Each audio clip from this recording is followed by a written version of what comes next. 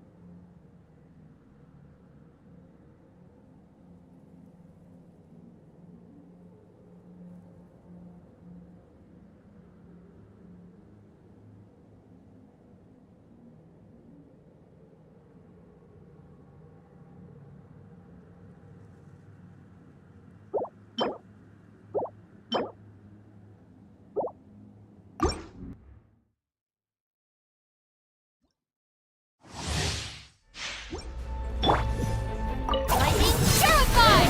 Our bond is strong! Being done! Stand clear! Observe. Close your eyes. Fear the dark. Be silent. Fear the dark.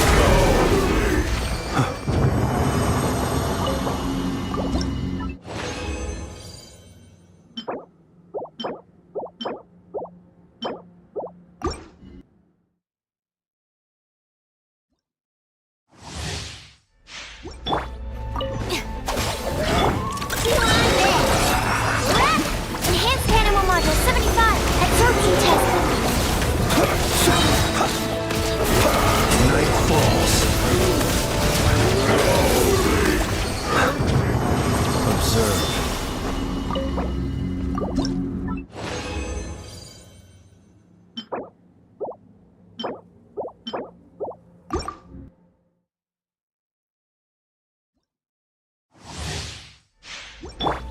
I'll settle this. Stand with me. Close your eyes. The long sleep beckons. Be silent.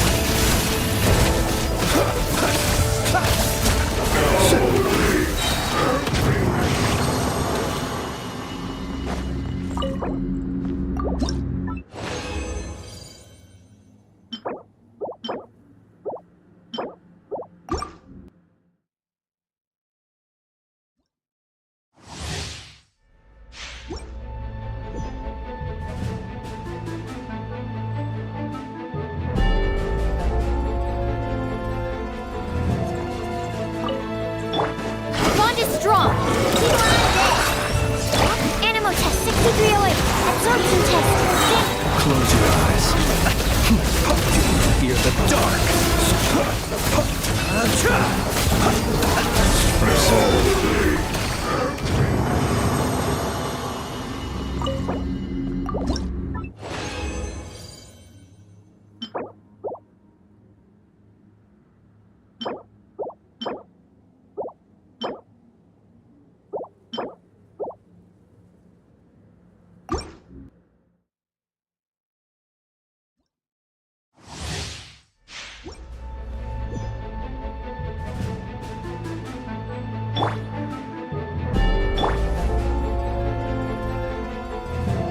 Out of my way! Dissipate! Swallow, Mark 2. Animal test 63. Don't block! The night comes. Be silent.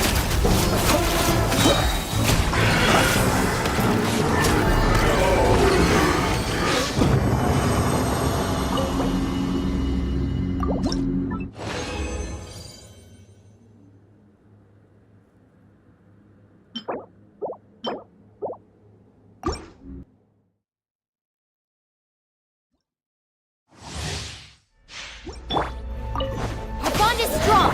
You are there! You ready? Absorption test. Observe. Close your eyes. To dust.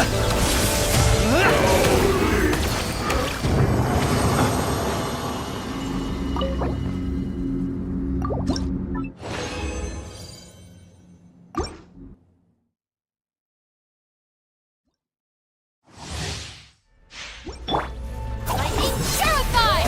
Dissipate! Healing done! Animal test 6308.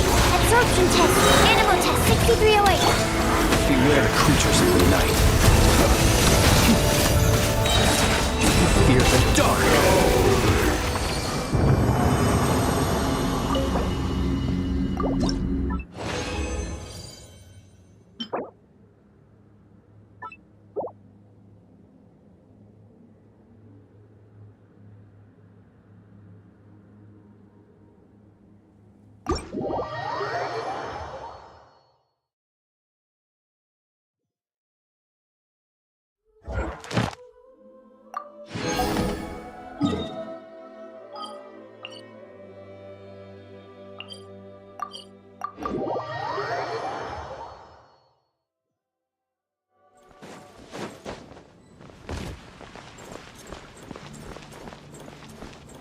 Oh.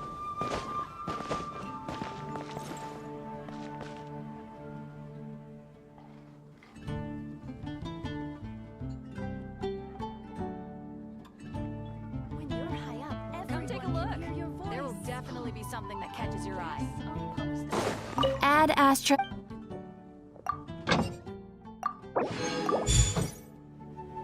Add Astra. Thank you for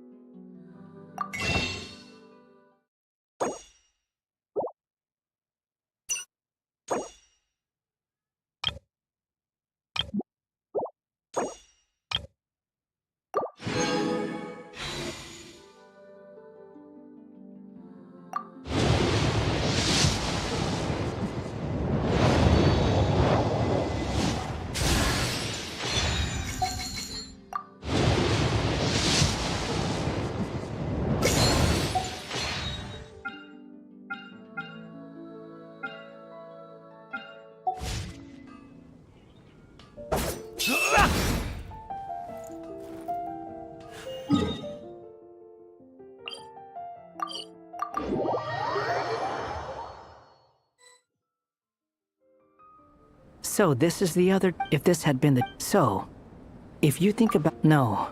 I'm just a little envious. That's all. Not... Actually, most of the credit... Then again, barely anyone even remembers you at this point. So I guess there's not much left to envy. Ah, so you three still remember Durin. Looks like the memory loss hasn't spread to close friends. I guess that means my memory of you must still be complete as well. Albedo. You're finally here! Oh, boy. Oh, you're here too? I think I've pieced together some of what happened to him.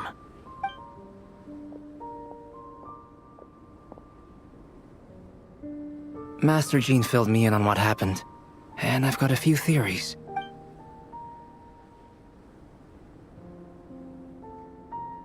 Well, physically, he's doing fine.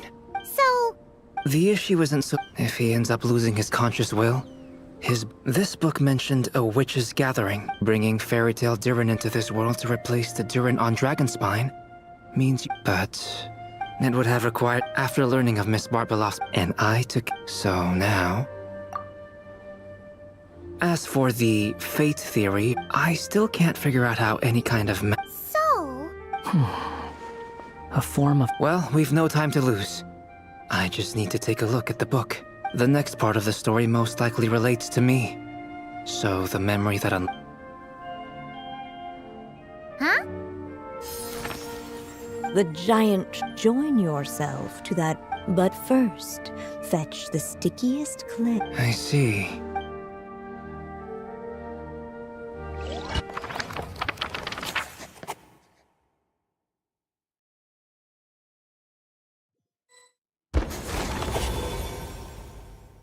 Guided by the breeze, the little dragon arrived at an alchemist's workshop. There he was greeted by a clay figure, a child molded by the sage witch's hands. Though gentle in appearance, he had inherited his mother's cold, sharp wisdom. And he was determined to avert the calamity the evil dragon would bring. And so was his helper, none other than the little dragon himself.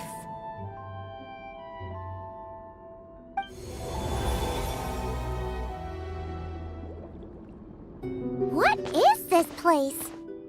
It looks like it's Albedo? Hold on. Why do I look like this? Oh, yeah! We forgot to tell you. Basically, the characters in the story are reflections of how Durin sees them. At least you're still human-shaped? Well, since Cat Guy has taken on a different appearance too, that must mean the two of us are both characters in the story.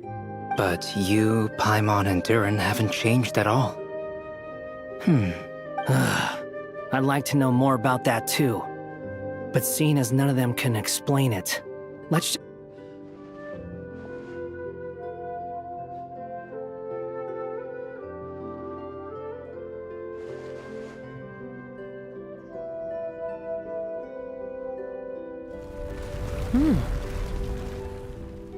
And just like that, the group stumbled upon a hidden passageway.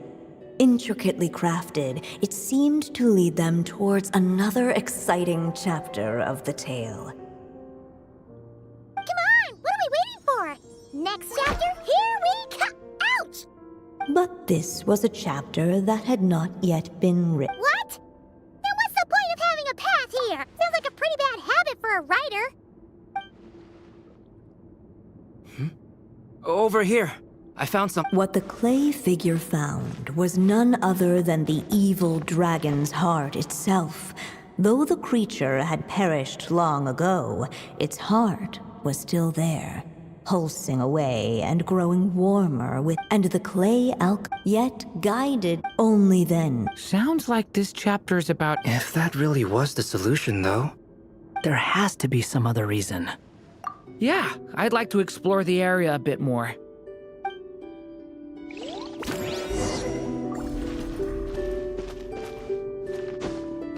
Unless the little dragon kept moving, eventually he would be forgotten. The evil. Looks like we have. Whatever happens next.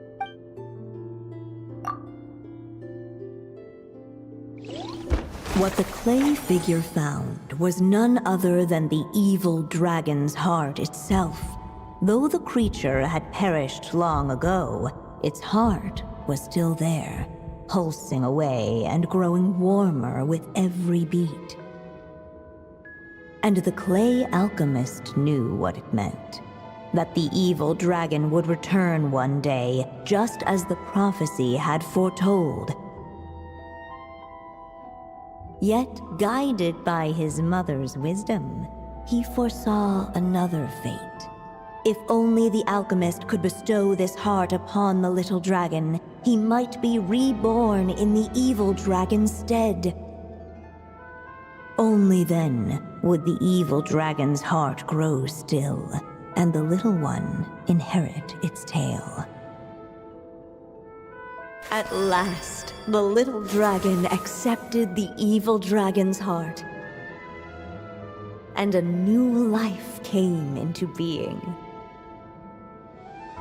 The evil dragon's heart beat in his chest, and the little dragon's soul guided him forward. Thus did the prophecy hold true, even as fate had been rewritten, and so was the little dragon born anew.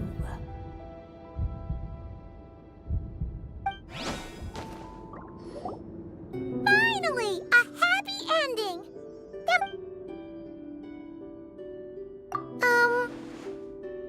Born anew, the... Huh? So, What comes next might... wow! You're... Durin!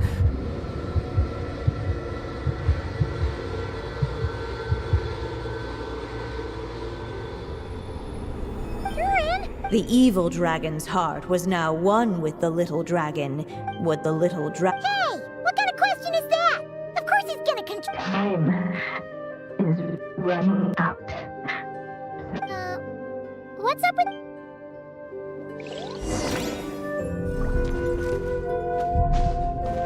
Would you dare to hold this power back? Or would you simply give in?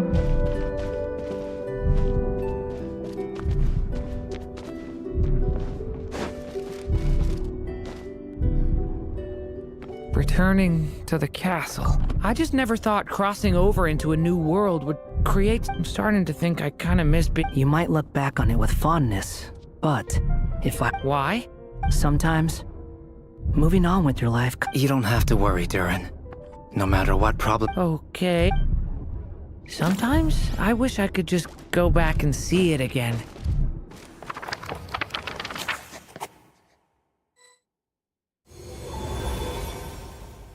As the little dragon, there was no... As soon as his mother finished her... And so the story... What's going on? I feel so weak. Hey, what's happening? Durin! But... This can't be how it...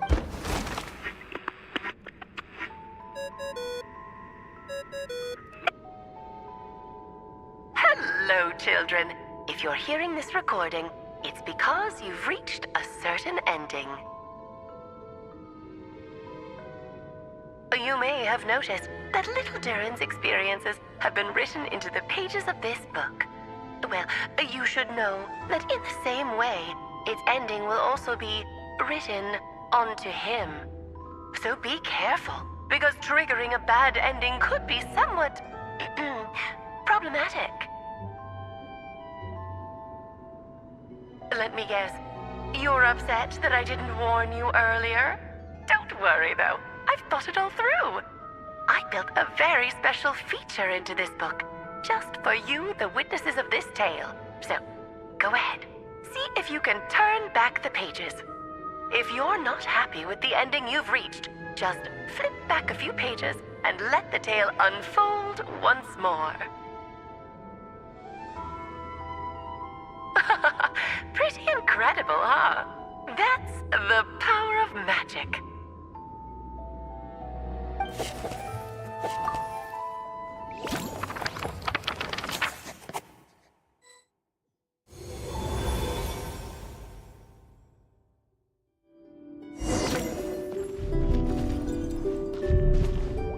Would he dare to hold this power back?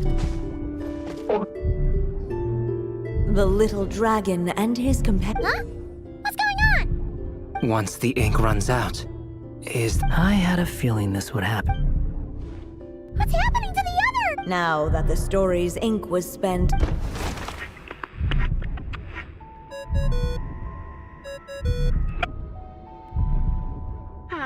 Looks like you've discovered another possible ending. Do not lose hope. You just need to keep searching, for there are possibilities that only you can bring to life.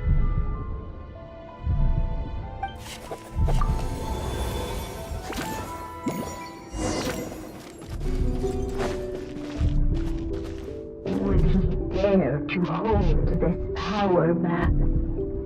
Or would he simply give in?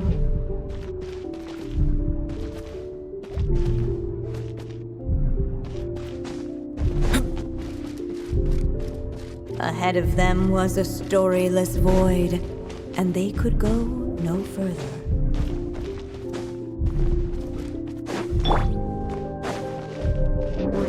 Dare to hold this power back, or would you simply give in?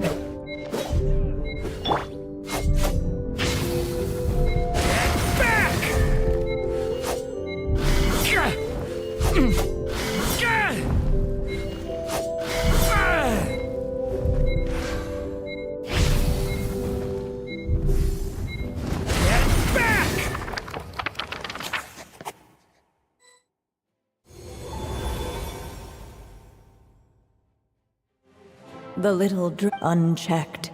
The little dragon story faded into nothingness. Is this me? And so the story ended, with the little dragon fading from Oh no! What do we do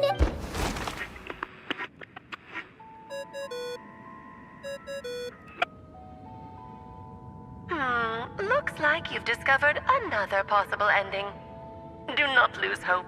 You just need to keep searching, for there are possibilities that only you can bring to life.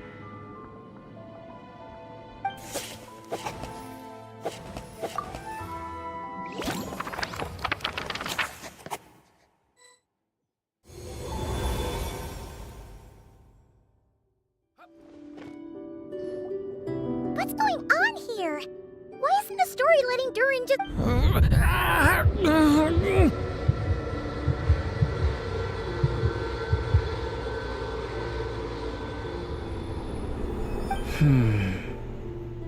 It seems the act of suppressing the power counts as... So, what now? Did we use too much? Or how are we supposed to write a happy ending with only this much left? But... Well, this is Durin's story. As long as he's alive... If there really is such a direct correlation between the story and his... Durin was, and still is in essence, a storybook, and I suspect that has remained the case. Reviving Durin in the evil dragon's place was an act of grafting this Durin story, but there is a fundamental difference between a being's story, as Miss Barbeloth reminded us.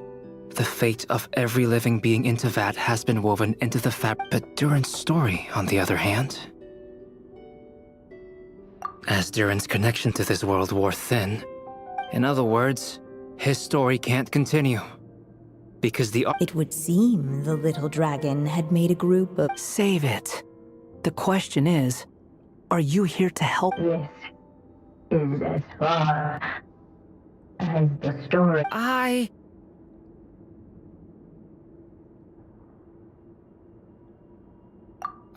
suppose. The final it's hard to believe I never actually left my mother's story. If that's... By there, I take it you mean... But we still don't even know how Allison... If Durin belongs in I'm not afraid. I second that. It would seem this... So be it. Whatever obstacles stand in your...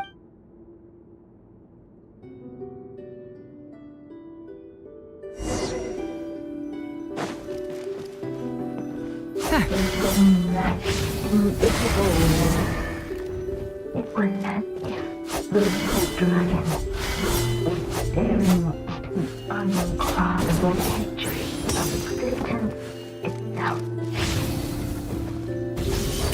And all of a sudden, it began to fracture, as if struck by some transcendent realm.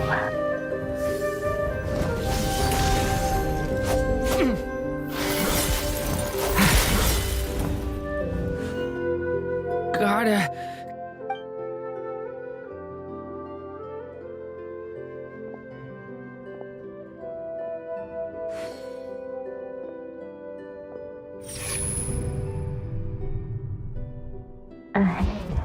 Lies only. My consciousness... Keep going, Durin. A pure soul is your essence, not an empty void. I feel... Stand tall, Durin. You are not some amorphous idea. Yes, Durin, but you must keep going. I can't feel a connection. You're not alone in this world, Durin. At the very least, you have me. I can't remember anything. Who am I? Your name is Durin, and there are many who still remember it. My name is Durin. You're taking too long. Come on, Durin, run! In this world, fate waits for no one. Wait! Where am I meant to go? What am I supposed to do? Go. Make your wish come true, Durin. My wish?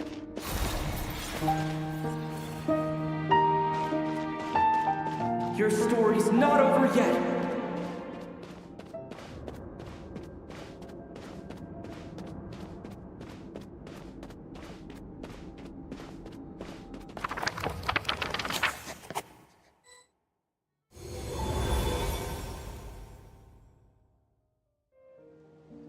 Silence, huh? Have you nothing to say about my proposal? Let me get this straight. You want to graft your story onto this unfinished thread of fate, and in doing so, not only rewrite that fate, but allow the story to live on. Quite the brilliant idea. Still, the story's survival depends entirely on whether the author keeps writing. Exactly. And the moment foretold by the prophecy is still centuries away. I see. I thought my own ignorance might be the problem. That I'd asked more of the noble science of alchemy than it could ever deliver. Or that I had failed to discern the heavenly signs and grasp the secret truth underlying the prophecy. Little did I imagine that time itself would prove to be the greatest hurdle of all. Well, my friend, this has been a most intriguing experiment. And from an academic perspective, at least, I don't think it was a bad proposal. Someday, the prophecy will come to pass. So remember, my friend, much like the stars themselves, there will always be something that transcends the test of time. Thank you, everyone. You've helped me so much already. But, Alice, I still have one final favor to ask of you. Will you lend me your magic one last time, just enough for me to keep his story alive until the prophecy is fulfilled? You mean you want me to extend your lifespan? No, not in that sense. As Rheindotter once told me, the laws governing life and death are among the most unyielding in this world.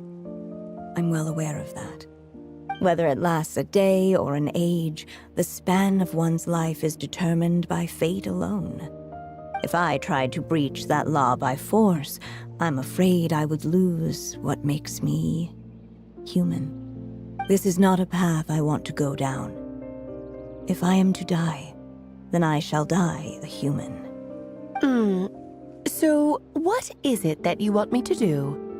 I would like you to send this pen of mine into the future. I see. Then perhaps there really is a way I can help. I could create a kind of story magic to take over the writing once you're gone. Oh, but for it to work, you would need to provide enough of your own words for it to learn from. How much?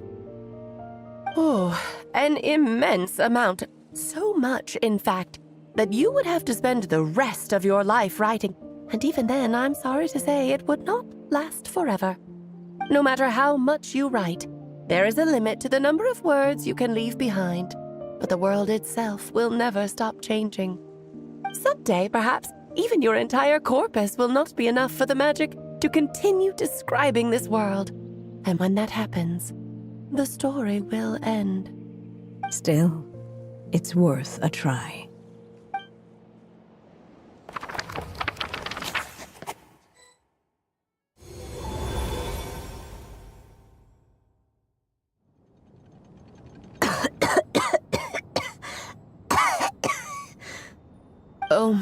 dear Anya, even after all this time, you're still... Look at you. You should be enjoying your old age in peace and quiet, especially now that things are finally returning to normal after that terrible calamity. Once he leaves Simulanka, things will only get more complicated. If his story is to continue, there needs to be more material for the magic to draw upon. I'll just have to skip over some of the less important details. Anya, why do you insist on sending him out of the storybook world? Why must he face his fate in Tivat? Why not just let him remain within the story? With my magic, even fate's curse could be undone and he could live happily ever after.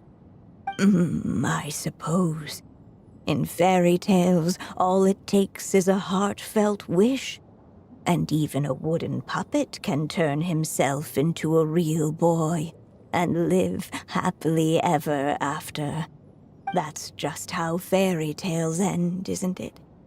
But have you ever wondered what happens to the main character after the ever after? Tell me, Alice, in your eyes, what would be a writer's greatest regret? To leave a story without an ending. Not a bad answer. It's true, many writers come to consider that their greatest regret. But I see things differently.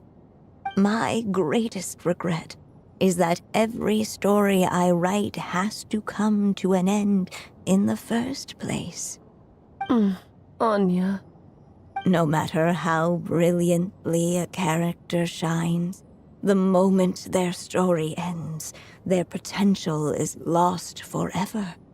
For them, the story itself becomes an inescapable fate. But what if, instead, I could place my pen in their hand and let them continue the story themselves? You mean... You said it yourself. I can only leave so many words behind. Even with your magic, the idea that I could keep the story going until the prophecy comes to pass is wishful thinking at best. But I've found a way to use your magic to transform some of my finished stories into a special kind of ink.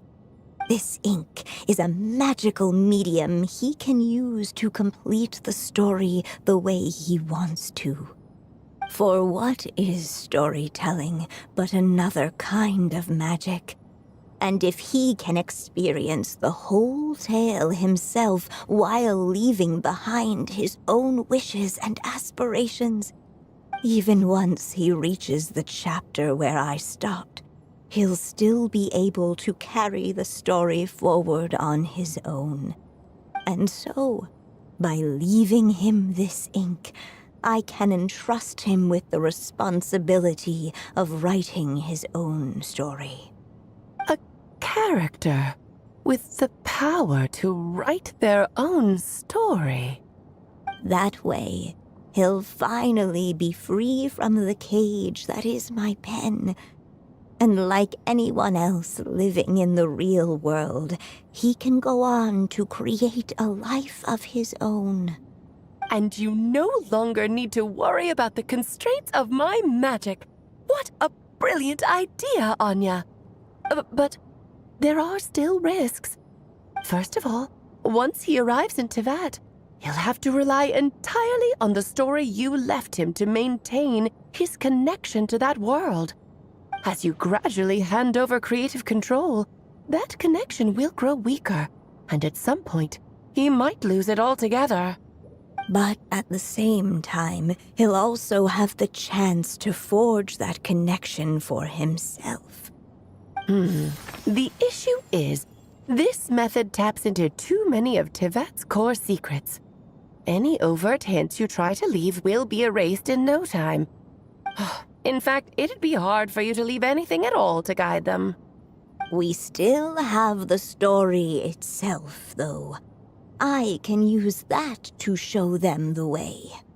It's entirely possible he burns through all your ink, never reaches the chapter you had in mind, and gets stuck, roaming the chapters of his past. But despite all that, I still believe in what this child can become. His hopes and wishes can be his ink, so he won't be trapped by mine running dry. Oh, what the writer you are, Anya. Your imagination never ceases to amaze. And you do know how much I love a happy ending. You shall have my help, my dear. Thank you, my friend. Well then, my child. Do you understand what you must do? Yes, I think I do. It's my turn to keep this story alive. Then what's holding you back? What will become of you after I take up this pen? I will fade away. There will no longer be a reason for me to go on existing. My child, or your mother, I should say, passed away long ago. The voice you're hearing is nothing but a magical echo that has now fulfilled its purpose. You needn't feel so reluctant to let me go. I know my mother died long ago. It's just, when you lose your mom too soon, it's hard to tear yourself away from the stories she used to read. I guess it's a silly way of pretending she's still here, by your side. Durin.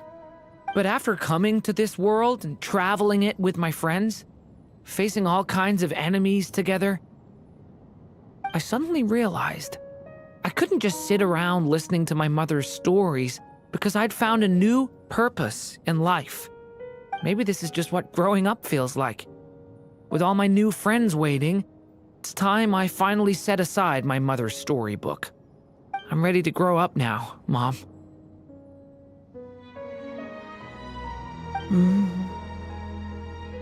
Then take this.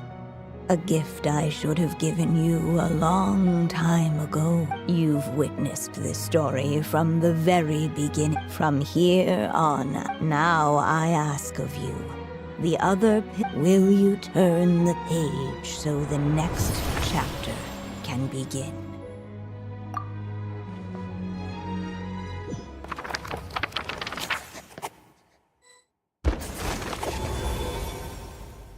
Suddenly, and without warning, the powers of darkness struck. The question was, could the little dragon prevail? Alas, it was here that the story witch's tale had to end. But Durin's tale, on the other hand, had only just begun. Stepping into his mother's memories, he picked up her pen. And so the story that was ending began anew. He had made up his mind to challenge the fate that barred the way ahead.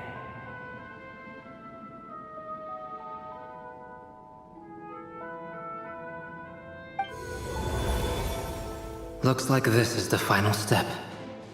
A chance to strike back.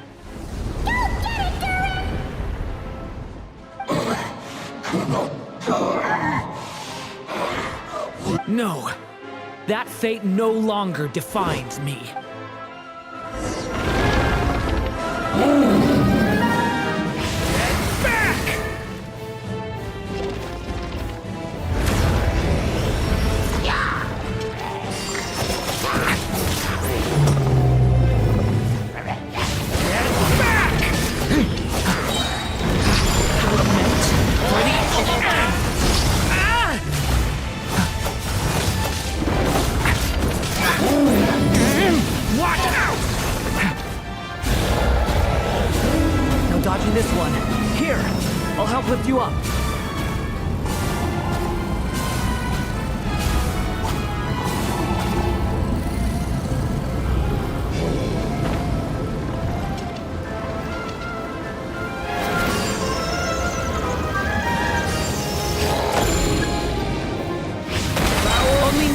story shall endure.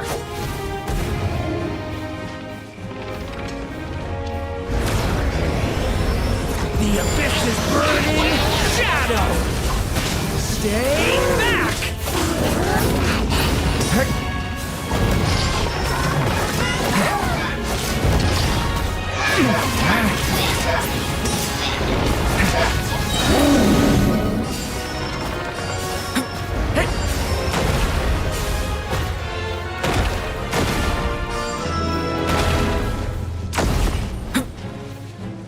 Looks like there's nowhere to hide. Here, I'll cover for you.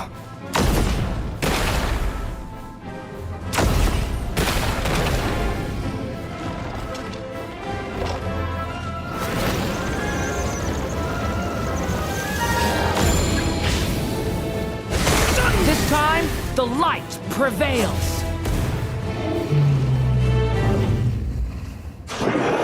Thank you, Mom. And so it was that Durin defeated the darkness and rewrote his fate. But his story is far from over.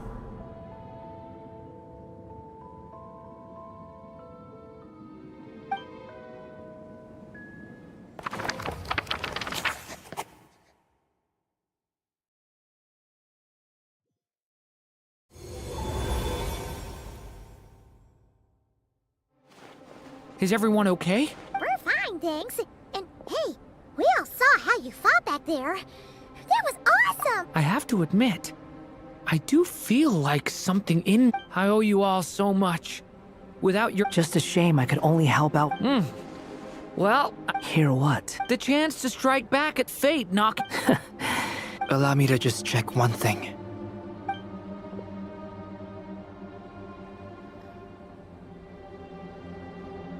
Yes. The abyssal power within you has stabilized again. Oh, thank goodness! I wonder what it means, though. Look, it all turned out fine, so just leave it at that. You're leaving so soon? What, don't humans usually throw a party? A party? Do I look like that kind of guy? Anyway, come find me again next time you're in trouble. That's what... In a way, though, he is right. This is Durin's moment to celebrate. Not... Hey, I don't blame you for asking. It's all right. All right, then. Traveler and Paimon, we'll part ways here. Okay, see? So, it's party time next! Huh?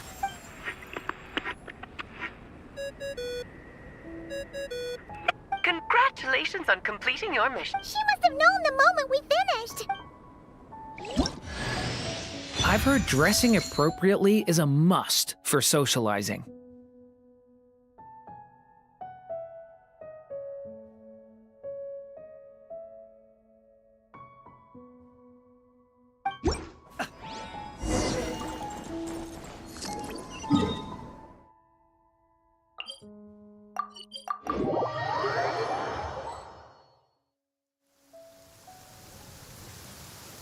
Oh, my writer and witness.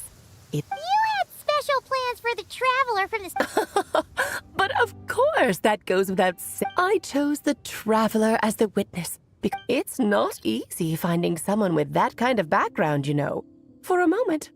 At least it made for an interesting story, right? Huh? What are you doing here, tone-deaf bard?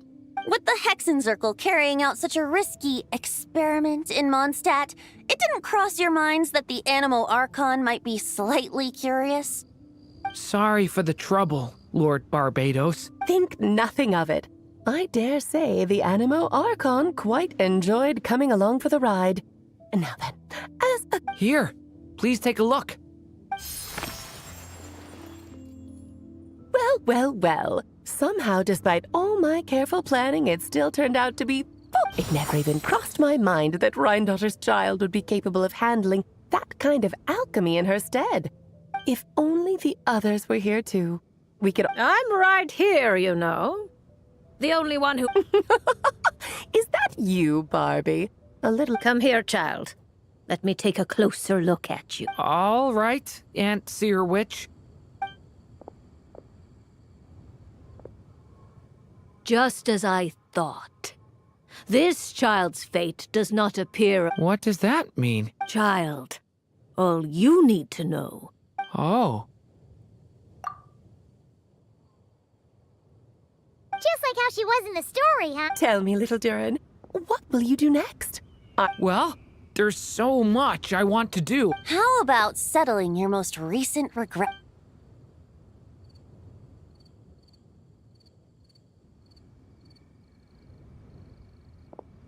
Not so fast, tone-deaf bard.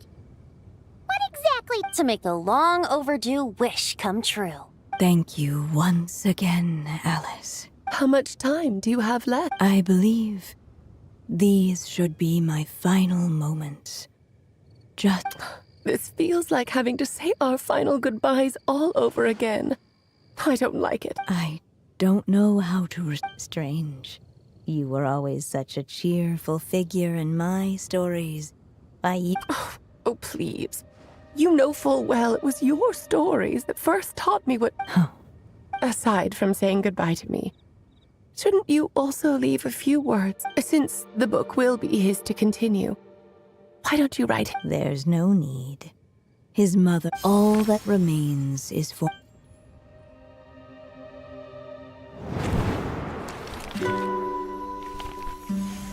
My child, these may be the last words I get to leave you. I've always thought of the characters in my stories as my children, loving each one of them, just like a mother would. But you are the most extraordinary of them all. You alone can defy the fate of this world and write the perfect ending to my story. You alone shall leave these pages for a future I will not see. Still I say to you, fly, my sweet child. Just like a forest breeze yearns for the open sky, head into the unknown and seek an adventure to call your own. If you meet a dragon bright as 1,000 jewels, dance through the air together. You are not alone, for this world has accepted your place in it. Do not lose heart. You still have many wishes left to fulfill. A long tale awaits you, my love. Let songs and flowers be the ink that fills its pages. Take my pen and use it to continue your story.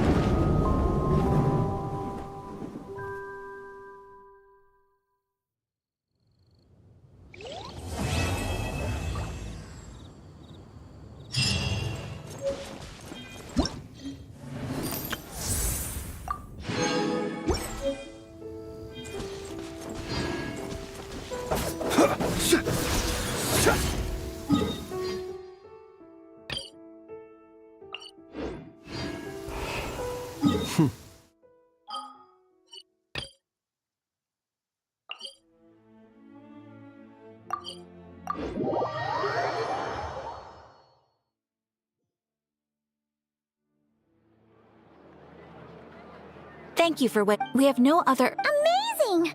Paimon, things were pretty... It felt like this whole region was what? Sure have. Ah, yes. Are you two aware... Oh, yeah! Wait, what? You're partially... The festival was... They would also prepare... Oh, sounds like fun! Great! When we first got here, you mentioned that we didn't get to follow up on it at the time. Well, there's a saying Paimon's heard. By that logic, you'll never find what you're looking... Could be worth a try, though, right? And...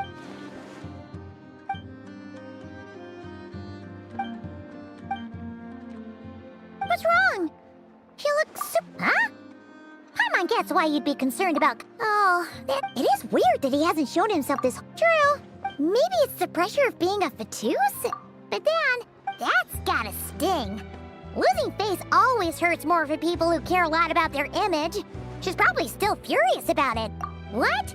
Relax, she's not even here. What's the matter? Oh, nothing. Where are we again? Oh yeah, Columbina?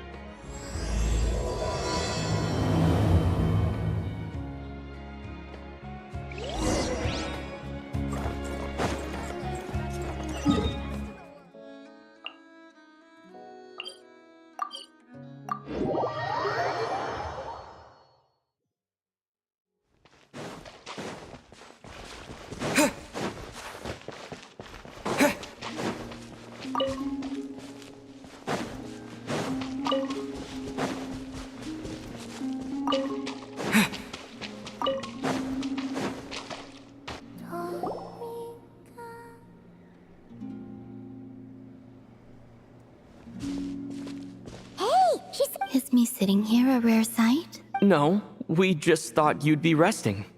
Perhaps I would have been, were it not for the not that I consider it a disturbance. Would it not be a little I didn't realize you put so much thought into little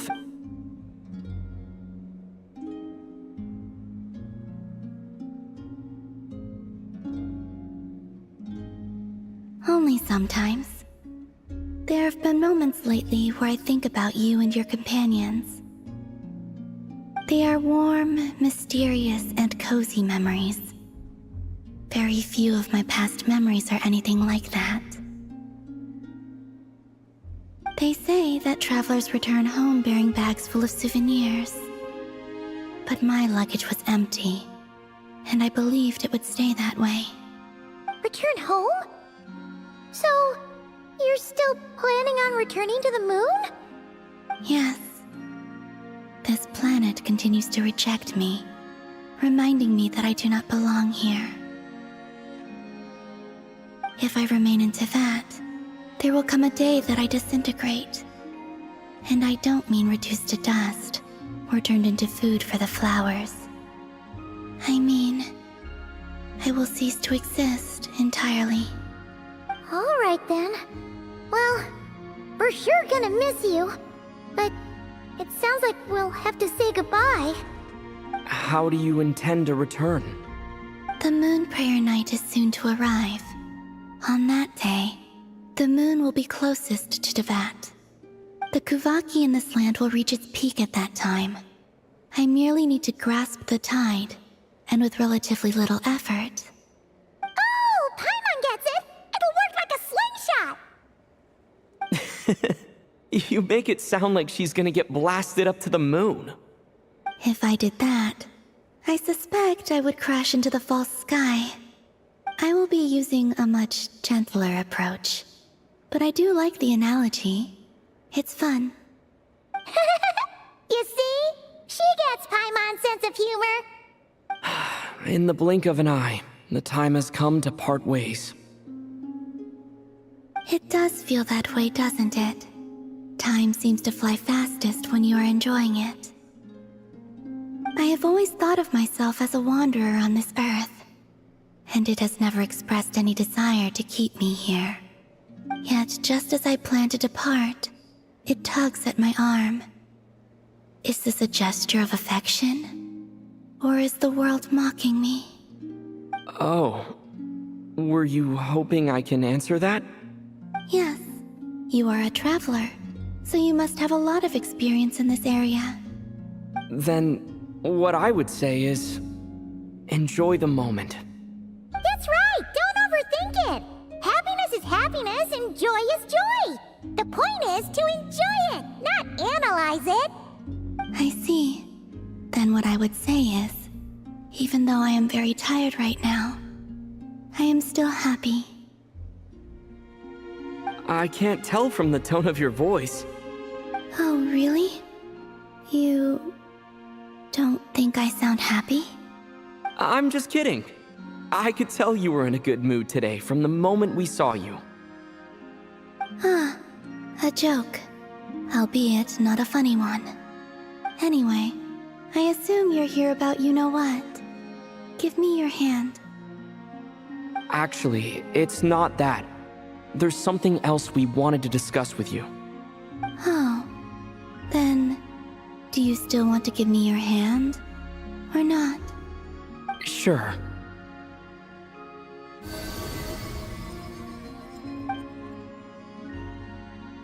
Thank you. So, I've heard that in the Moon Prayer Nights of the past, people here would hold celebrations in the Moon Goddess's honor. Since you helped so much in our fight against the Rehir of Solnari, I think you deserve a farewell party before you return home. I haven't asked everyone else for their opinions on this yet, but I'd like to invite you to join the upcoming Moon Prayer Night. I've never joined a moon prayer night before. I'm not sure what I would even do. Oh, don't worry about that. We take care of everything. All you need to do is show up. Of course, there's no need to force it if you're not feeling strong enough. It's just, this kind of felt like a golden opportunity. But they call me Kutar, and the Fatui have an arrest warrant out for me. I shouldn't appear in public right now.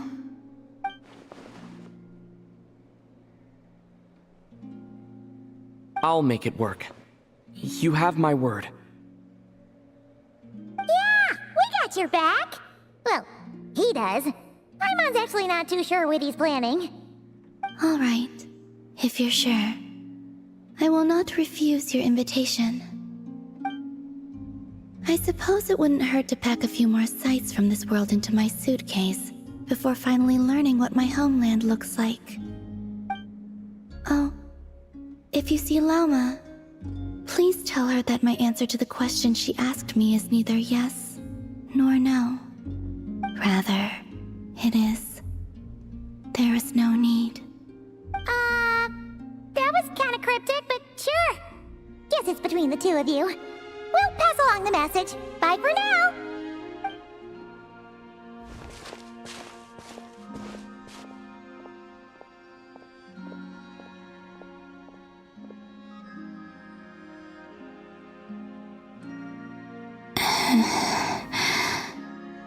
And also, I do not know.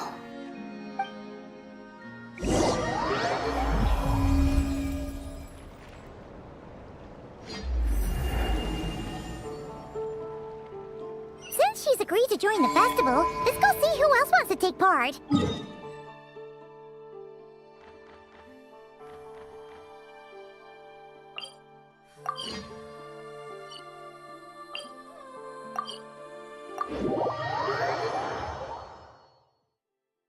Lauma's gotta be the person most familiar with the Moon Prayer Night.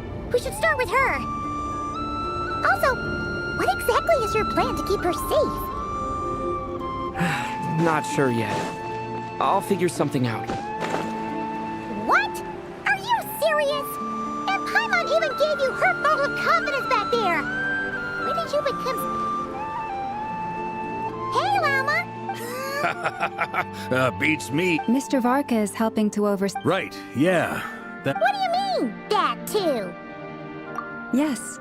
Celebrating this fest on this day, It's an especially welcome event. The big shots in town all agree that a big, lively celebration is just what we need to rebuild people's faith in this place. No wonder Catherine said that people weren't so bothered about the religious element. That's right. It's become more of a local custom by this point. The celebrations have little to do with whether the religious stories behind this event are true or not. Even the Frost Moon Scions are eagerly awaiting the coming of Moon Prayer Night, despite now knowing that their past beliefs were founded on a falsehood. That's fair. It's a bit like the Lantern Ride in Liyue. It's a chance for people to enjoy themselves, not debate the existence of the Adepti.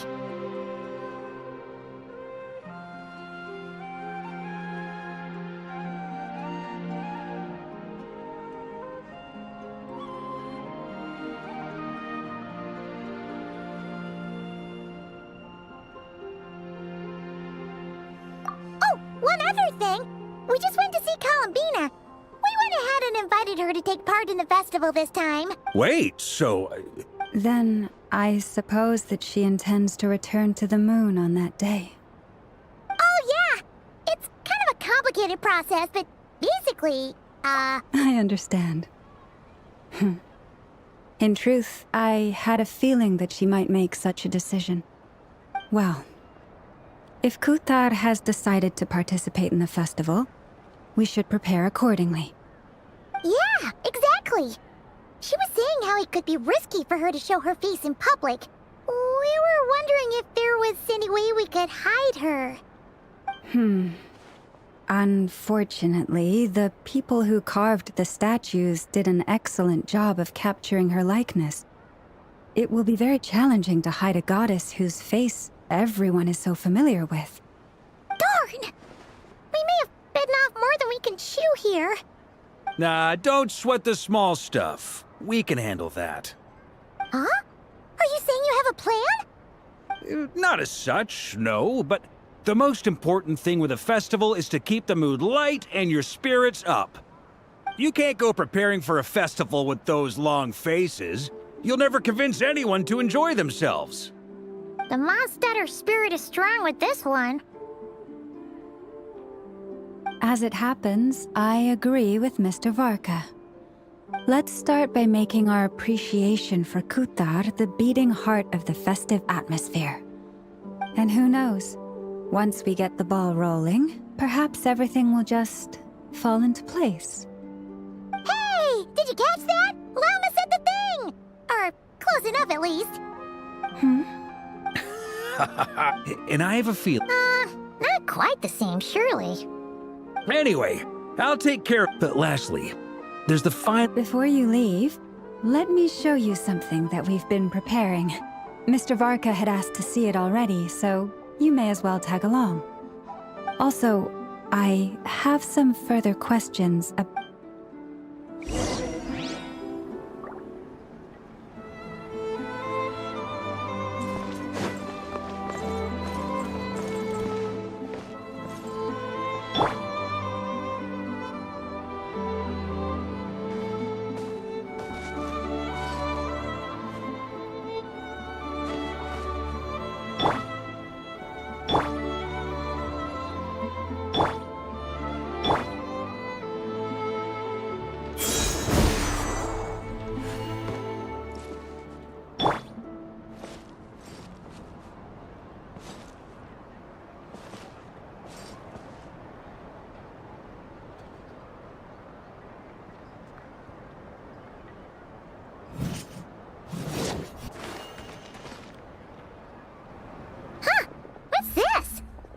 Look like they're having fun. I believe so. Kuhenki seem very skilled at playing drums like these, although I'm not sure where they learned it from. Maybe it's an innate talent? In their eyes, they're probably just playing with toys.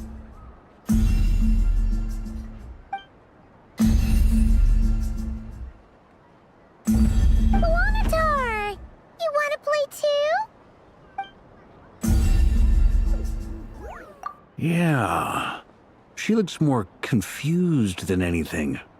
Maybe we can teach her next time if we get the chance.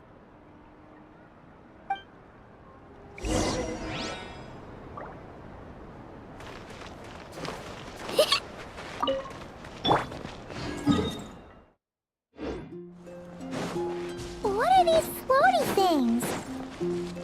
Moon veils. We hang them from...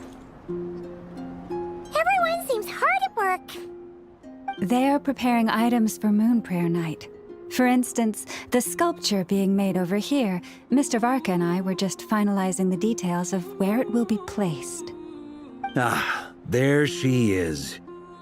I didn't know the finished article would be so large. Not to worry, though. All the necessary arrangements have been made. Just let me know once it's ready, and I'll get some people to ship it over. You have my thanks. And over here, we are preparing a very traditional confection. Oh, look at all these colors! It looks great! Can Paimon... Of course. I have a feeling you'll like it a lot. You bet! Sweets and treats are Paimon's favorite! If you included those in the Feast of the Moon, I bet Paimon would have joined the Frost Moon Scions by now. There will also be verdant crests like this present in Nasha Town during the festival. The timing of Moon Prayer Night is not completely set in advance. We make a rough estimate, then observe the changes in the verdant crests and moon prayer blossoms to guide us. As such, the wait itself is a fun feature of this particular festival.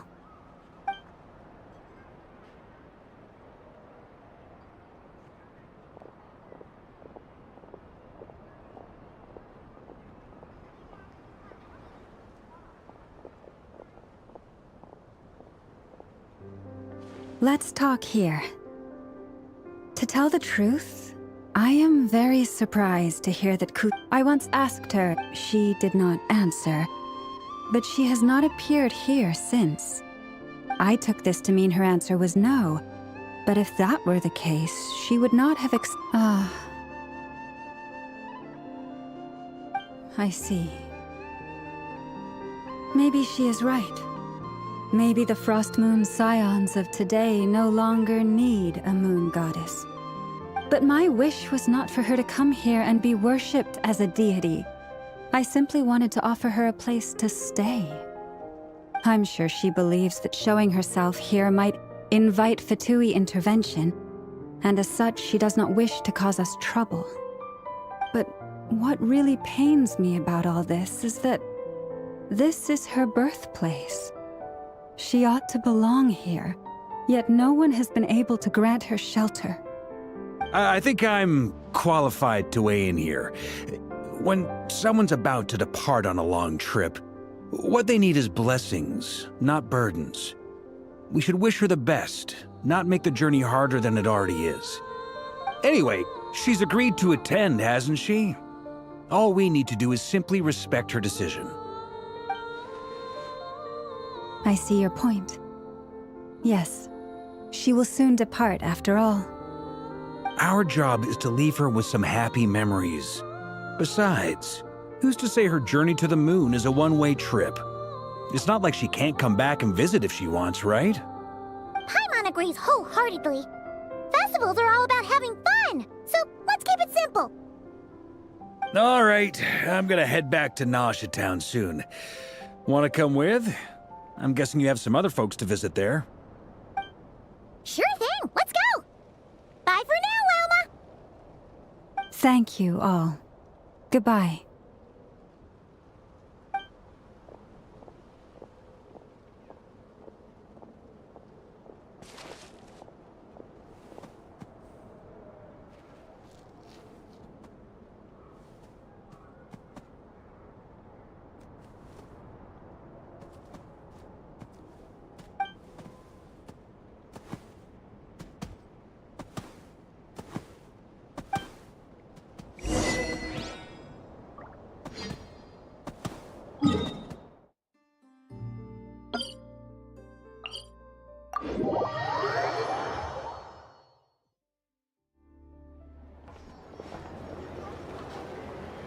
Huh? Hey, over there! It's Duran and Albedo with Flints! What could they be chatting about?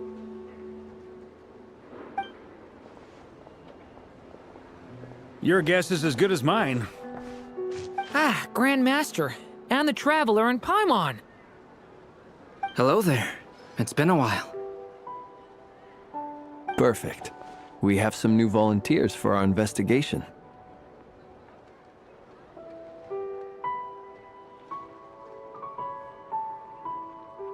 Wait, let me guess. The righteous Lightkeepers are finally ready to hunt down the Abyssal Dragon? Yes, that too. Yeah, right! Oh, wait! Why does everyone keep saying that too? Well, to be precise, the facts match, but not the causality. Wait, so I guessed right? Half right! Don't act so impressed with yourself. Maybe I can explain.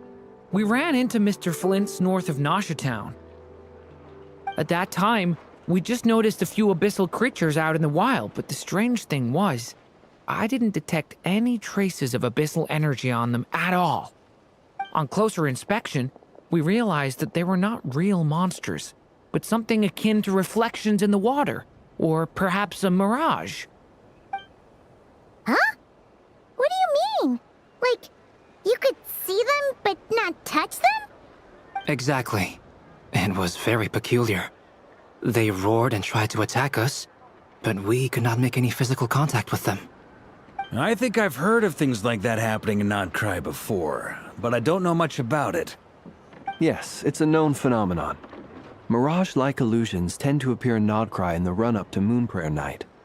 From a distance, they appear quite real. I myself thought that Misters Durin and Albedo were locked in battle with abyssal monsters when I first arrived. But after sharing intel and investigating a little further, we can confirm that these illusions are harmless. There is no great cause for concern.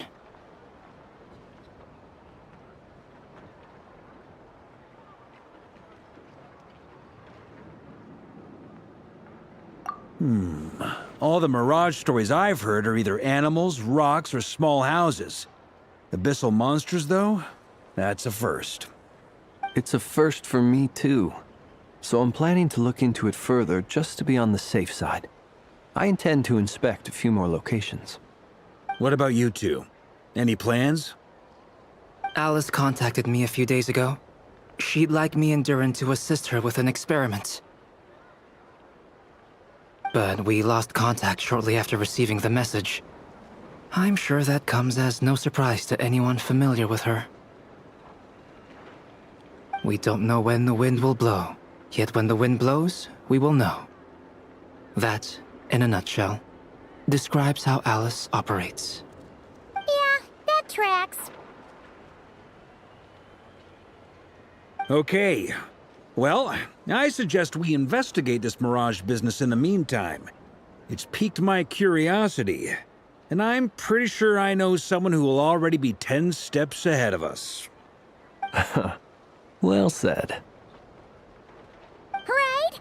Whatever's happening in Nodcry, she always seems to be the first one to know. Let's go see what she knows. We can invite her and her staff to the festival while we're at it.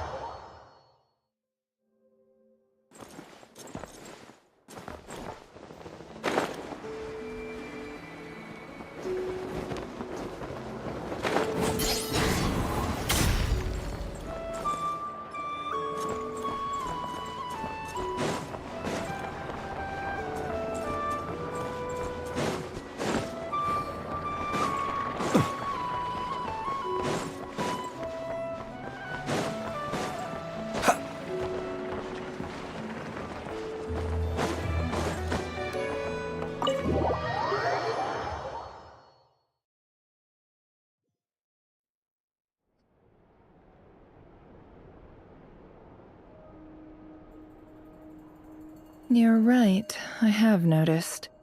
There's certainly something a little fishy about this situation.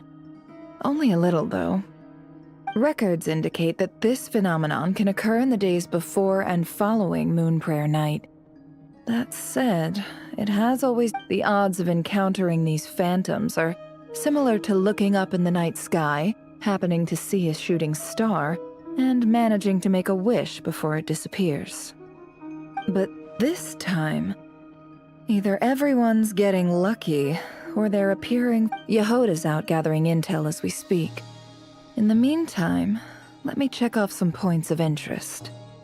First, the Abyss. The ones we saw seem to be abyssal monsters. Indeed. But we have identified one location where many more of them have made an appearance.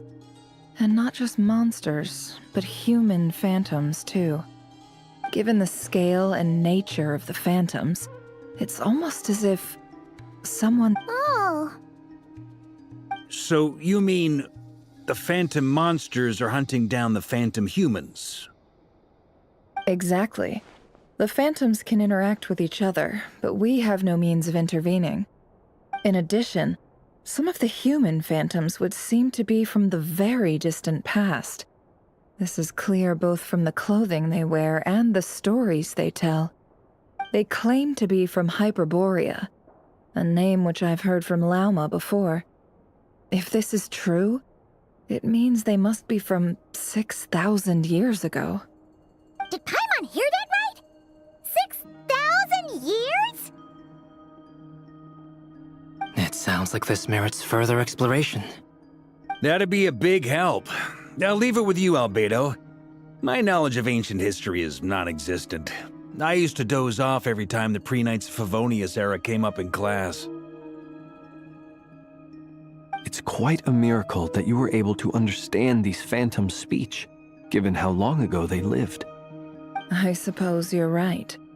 But I'll leave the archaeologists to ruminate over that conundrum.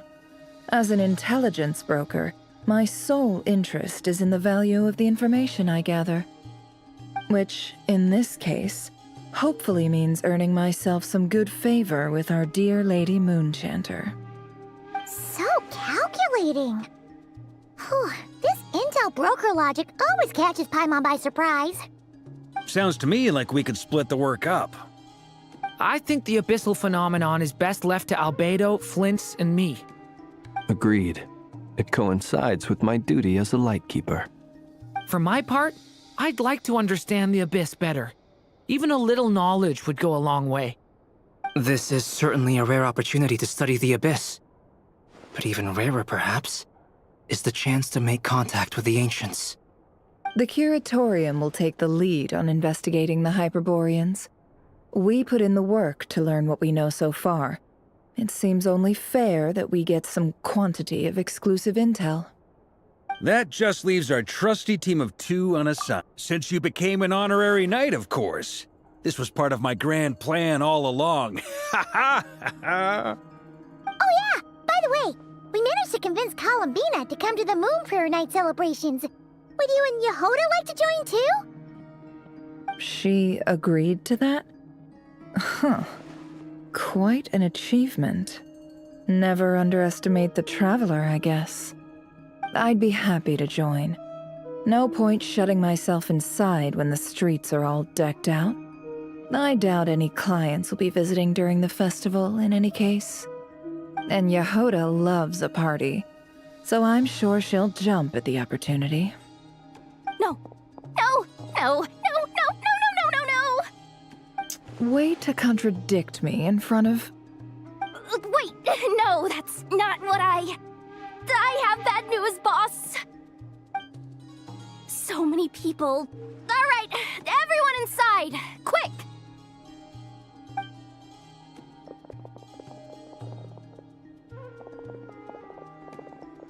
This is gonna sound crazy, but hear me out. I saw one of those phantoms at Star Sand Shoal, and it was some sort of flying ship. Like a spaceship?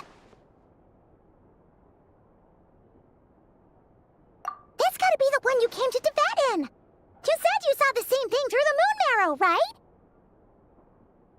Huh? You already know about it? Ugh, I thought I was gonna blow people's minds. Turns out I'm the last to find out. Wait, back up. You came here in a spaceship? Now my mind is blown! Yep, exactly. Huge discovery. You're the best, second best intel broker in the world. After your boss, of course. Wow. Really? Well, I don't know if I'm all that, but... I guess that decides where we're heading next. Come on, don't look at me like that. I know the spaceship doesn't have anything to do with me, but you don't want to leave me as the only one twiddling my thumbs, do you? Please? Fair enough. You can tag along. In that case, let's meet back here to discuss our findings once we're done. I wish everyone a productive investigation. You too!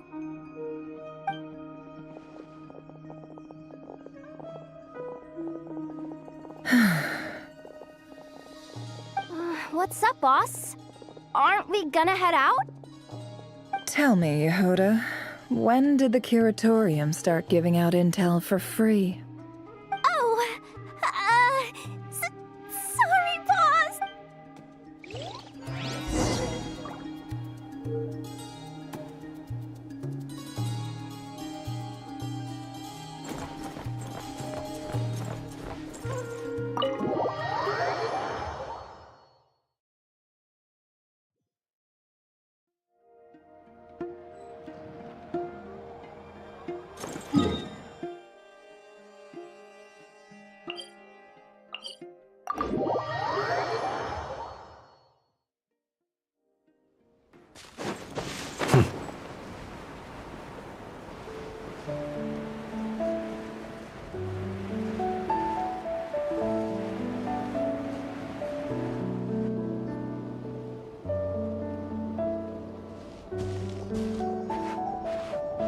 Well, what do you know? Yehuda was right on the money.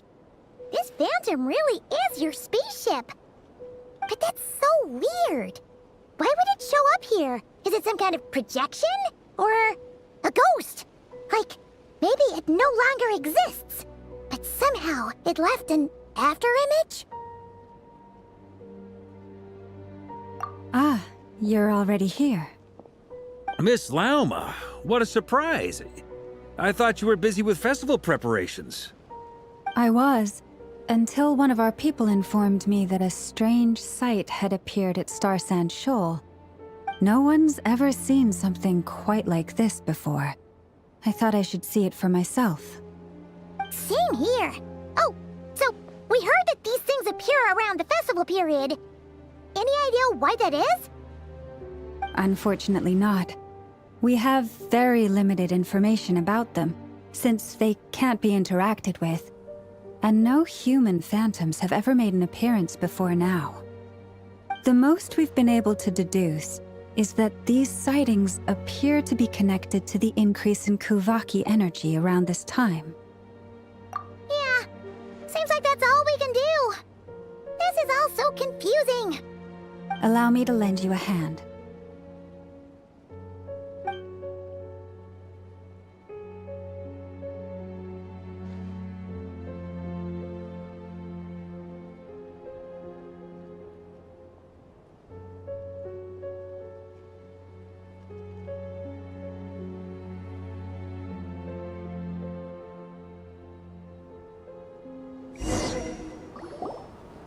Everyone, our friend here should be able to provide us with some information. Is that a phantom rhymehorn deer? I've heard about how the Frost Moon Scions live in harmony with the animals and can even communicate with them. That's coming in handy now, for sure. Okay. Yes, I understand. Then how about this?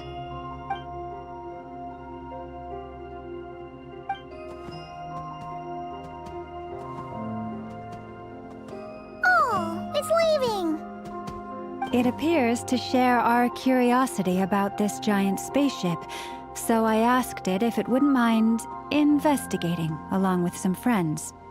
In return, I told it about some nearby spots where the wild fruit grows abundantly.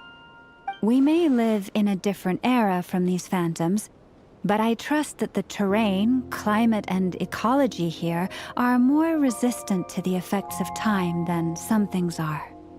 Let's give them a moment and hope for the best.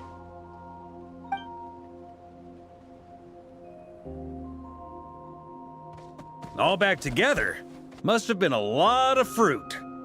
Indeed.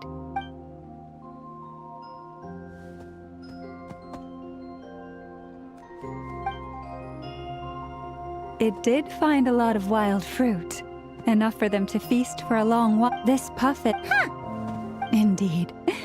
Oh, I get what you mean. Good point. Blunthorn rhino, the sniffer mole tried too. They say... Yes. Still, we are grateful for all your efforts. I've noticed some other human phantoms gathered nearby. Come on.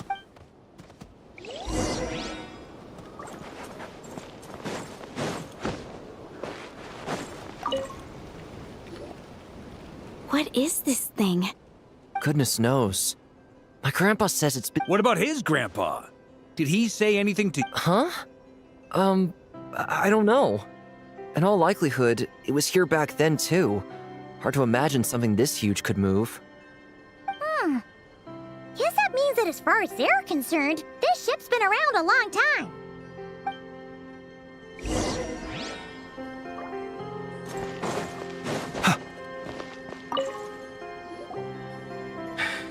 Come on, brothers. If we can get even a small chunk off of this thing, it's gotta be worth a fortune. Today is the day we strike it rich. Huh? You mean Paimon? Yes, brother, I shall join you. Let's... We should go with them. What the? Sorry, brother. Enjoying yourself? I was just seeing if I could influence this phantom's perception by I'm sure we're all... These phantoms are reenacting real historical events in Nodcry. It's almost like we're in some kind of interactive stage play. We can talk to the actors, but the plot is fixed, and we can't influence it. It makes sense. History is set in stone. The objective facts of the past cannot be changed. Paimon totally thought you were just goofing around earlier. But actually, you were doing some serious investigating. Of course I was. Anyway, at this point, I think we're forced to conclude that although the Phantom spaceship is right there in front of us, we aren't going to learn much about it from these people.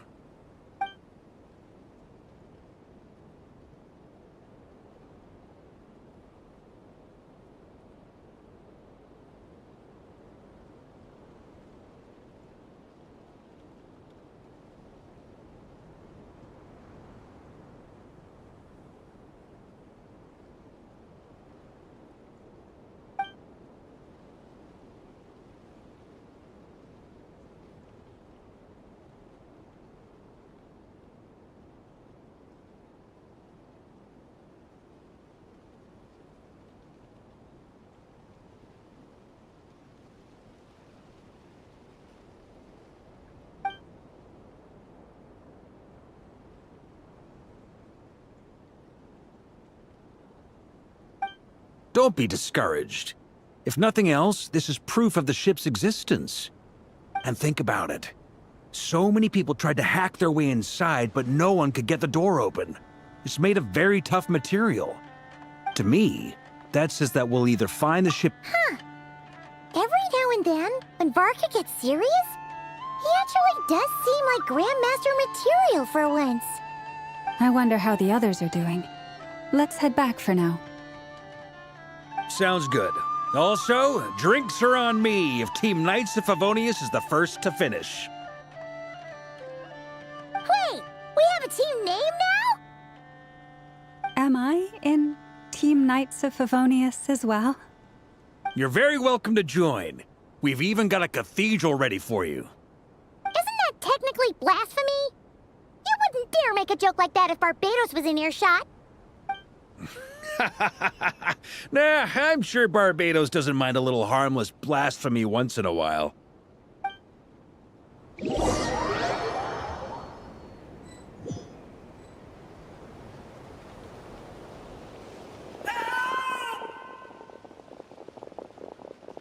Oh, no! Get away! Oh.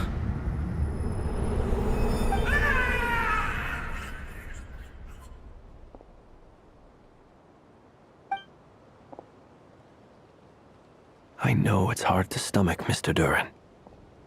But as I'm sure you've noticed, there is nothing we can do to intervene in that which unfolds before us. But we have to at least try.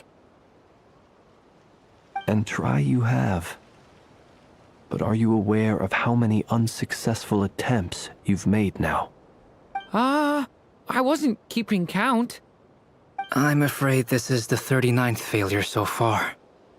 Or the 5th if we're only counting this particular victim.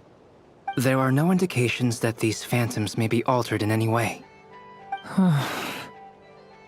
You seem to have calmed down a little. I'll make us a fire. You should rest and have some water. Feeling any better now, Mr. Durin? May I ask a few questions? Be my guest. What exactly are we witnessing here? What happened to those people? My guess would be that we are seeing Nodcry during the Conrian Cataclysm. Would that be accurate? Conria. That is correct. As you know, there was a time in the distant then 500 years ago. The whole of Tevat suffered an abyssal disaster. Once more, Nodcry was dealt a devastating blow. I see. In the face of the abyssal onslaught, all were like grains of sand tossed around by a tidal wave. Be they human, fae, or god. The moment you witnessed is but one drop in a whole ocean of catastrophe. All right. I guess that answers my second question, too. I wanted to know why there's nothing I could do to help them, and that's because what we are seeing is history. That would be my guess as well. As I understand it, history and fate are not all that dissimilar. The latter may be unseen to us, but both are immutable. Yes. Fate was determined long, long ago. I still have a couple of other questions for you, Mr. Flint's. You mentioned more than one abyssal disaster that has struck this land in the past. How can you be sure that what we're seeing is from the Conrian incident? And also, how are you able to stay so calm when you're talking about these events? From everything I know about you, you're not cold or ruthless, and you're not indifferent to the suffering of others. Alas, I am forced to show my age. I must be 600 or 700 years old by human measure. Wait, so you... One is not easily moved by history when one has witnessed the truth firsthand. I'm sorry. You needn't apologize. Your passion is a good thing to have. Treasure it, because someday you may find it in terribly short supply. Now, at the risk of offending you, I have a question in return. Your curiosity toward the abyss, is it born from hatred or because you sense its call? I only ask because I kept a fragment of Rarir's body in my lantern for a short time. Specifically, his heart. So I know what a burden it can be to carry the abyss with you. And I hear its power growling from somewhere within you. In my eyes, your mere existence is a miracle. My honest answer is... I don't know. I don't think I have the confidence to say for certain. What I will say is the abyss is not the only issue that haunts me. Even before I became who I am today, the question dogged me constantly. Should I even exist at all? My doubts remain unresolved. But when we fought Rarir, something became a little clearer to me. Sometimes it is the darkness within us that allows us to achieve the impossible. I certainly got the sense from your 39 attempts that you were trying to achieve the impossible. It sounds like you've resolved to see the truth for yourself. Absolutely. In that sense, he and I are quite similar. Then I wish you every... Well, if everyone's caught their breath, I suppose we should head back. Oh, and one last thing. I'd appreciate if you kept our discussion about history a secret.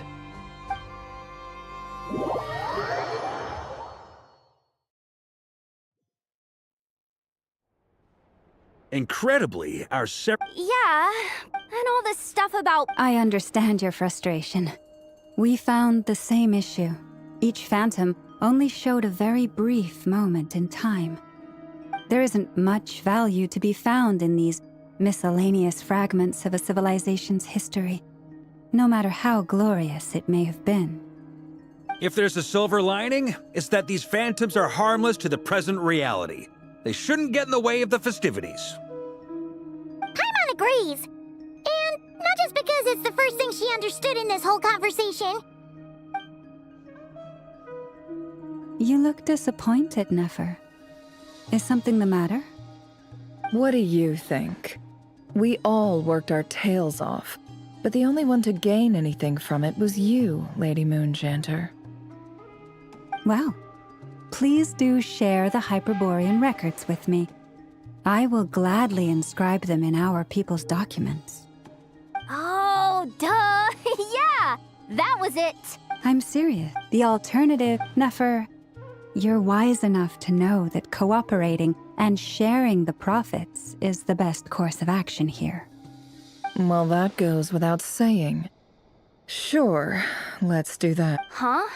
But didn't you say we aren't supposed to give out intel for free?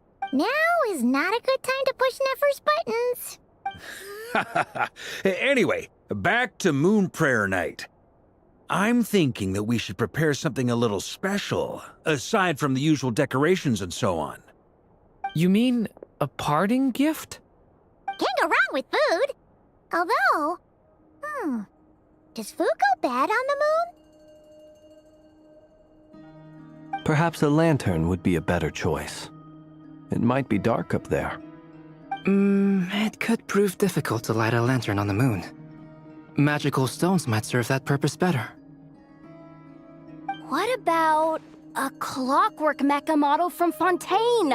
I've got a whole bunch at home. I use them for fighting practice in my free time. None of these sound like things she would be even remotely interested in. But we don't interact with her enough to know what she likes. Yeah. It would really save us the guesswork if someone could find out what she's into. Wait, what the? Travel? Great! Haha, problem solved. Now, I need to stop by Dory's. Gonna need her help sourcing a bunch of stuff for the festival. Then let's leave it there for now. We all have our own business to attend to. Traveler, if you find out what Kutar likes,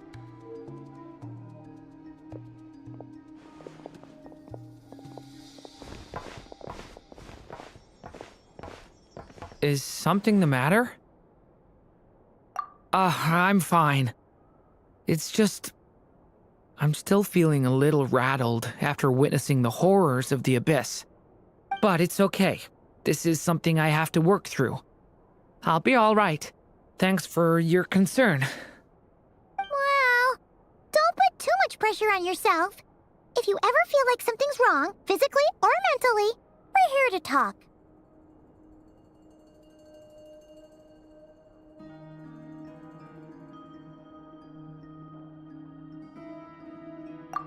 Come on. Stop treating me like a kid.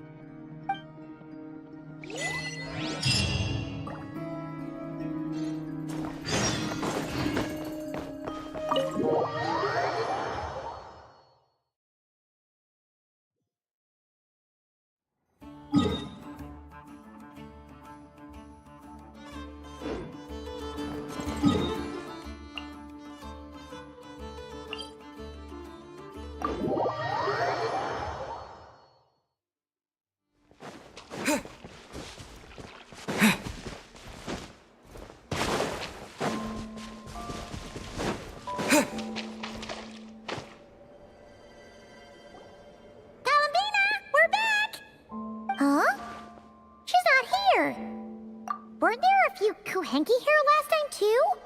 Where did they all go? Walkies? For Kuhenki? You're not pets, you know. Oh, well. Looks like we just came at a bad time. Let's try again tomorrow. There's still a few days until Moon Prayer Night, so we're in no rush. Besides, she needs time to rest anyway.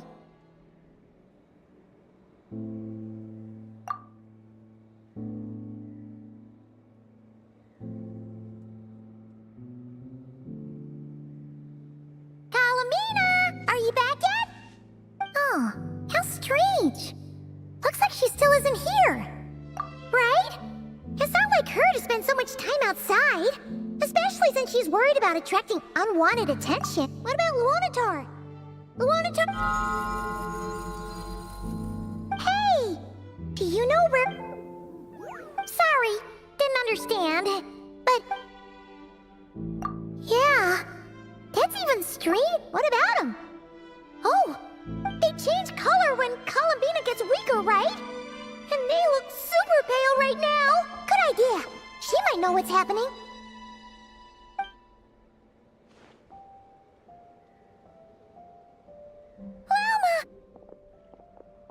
Ah, it's you. No, she hasn't. Based on Not to mention that she doesn't do that at the best of... No. Very few people are in the... Come on. Makes sense.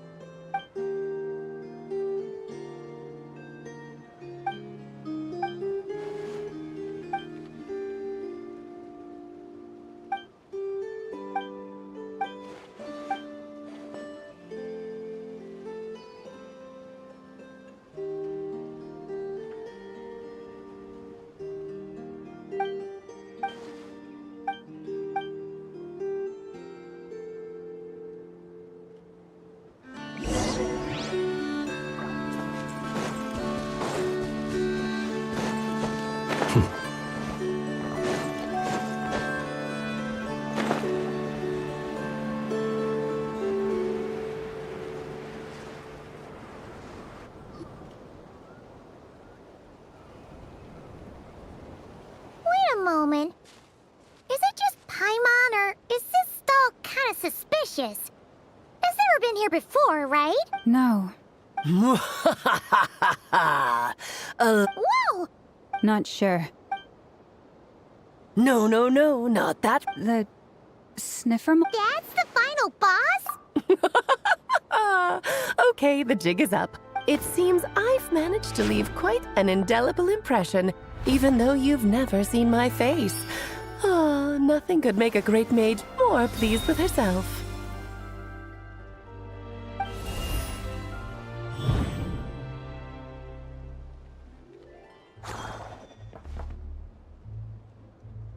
What? I've heard that all the big shots in Teyvat have long, wordy titles that stun people speechless when they make their entrance. Unfortunately, none of them are affiliated with the Hexenzirkel, and we ourselves keep a very low profile. So that didn't stop me from coming up with it. Alice! Oh, that's right. So, what? You look like... What is that supposed to mean, I'm the mother of Clete. So she's a... kind of. This is actually the... I see. Madam May. It's okay, Lauman, don't force it. Paimon will do the honors. This is Alice from the Hexenzirkel. She's a friend of ours. And of Arcus, too.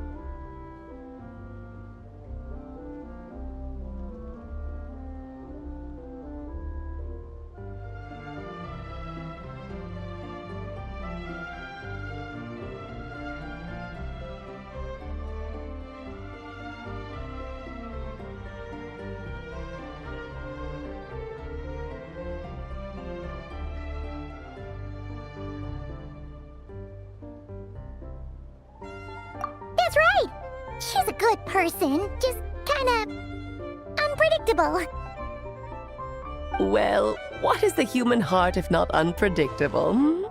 If we could not do as we please, how would we differ from machines? I am Lauma, Moon Chanter of the Frost Moon Scions. It is a pleasure to meet you. Oh, I know.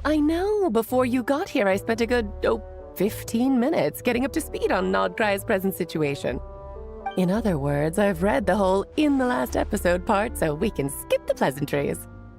Fair enough. Well, Miss Alice, I can already tell that you have quite a unique personality. You'll get used to it. Paimon sure is. So anyway, what are you doing in Nodcry, Alice? Oh, I thought I told you already. This time, I'm the final boss.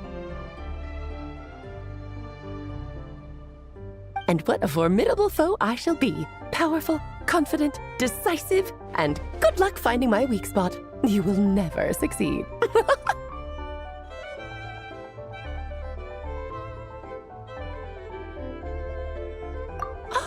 Oh, drat! My one weakness, and you found it in an instant. Fate has been dealt a devastating blow. Thus falls the great Dodo King. Why are you playing along with this nonsense? For funsies, of course. What's wrong, Paimon? Are you disappointed in me? Am I a gigantic letdown? No, it's just... You seem like a busy lady. And this is the one time you've shown up in person. Paimon figured it would be for something more high stakes than just goofing around. You're quite right. I'm here in Nodcry because something big happened. Something big enough it caught the attention of the Hexen Circle. It concerns the 3 moons, Tevat's borders, and of course, the moon goddess you are currently searching for. Kind of. Why don't we discuss this over a pot of tea?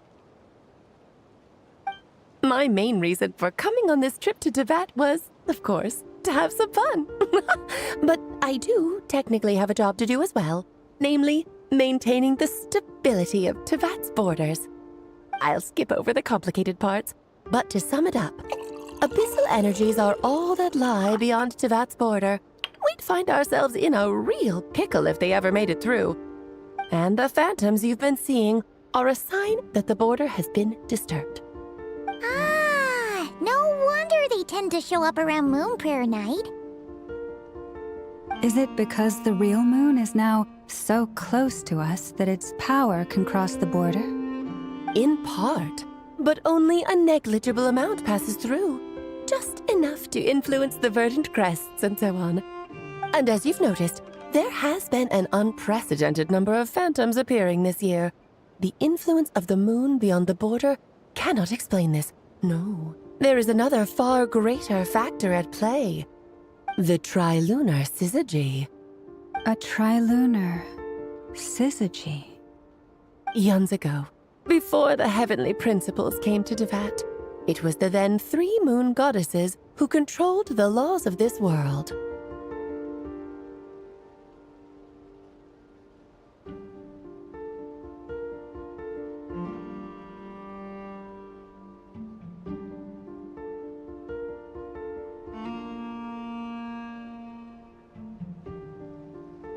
Oh, that's exactly it.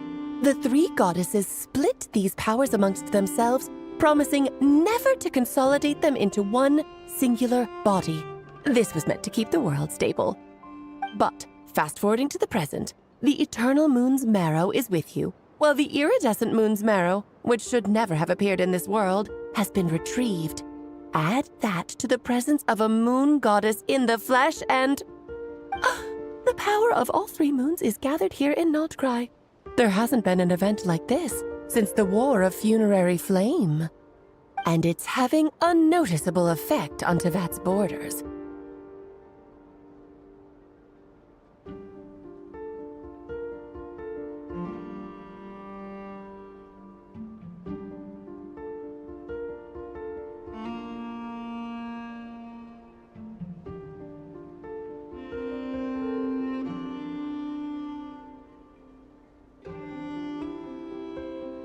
Because I wish to give my darling daughter a peaceful, sunny environment to grow up in.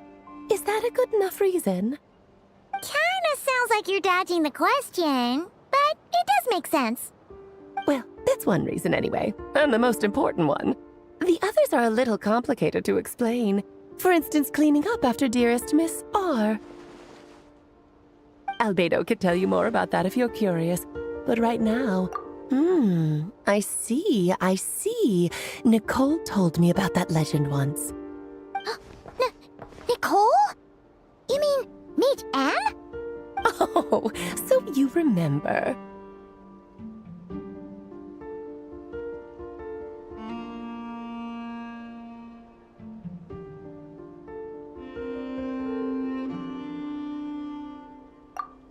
Yes, of course.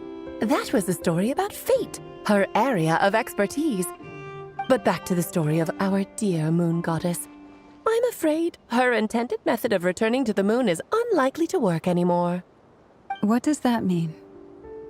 She may be missing, but she hasn't gone anywhere. She has disappeared.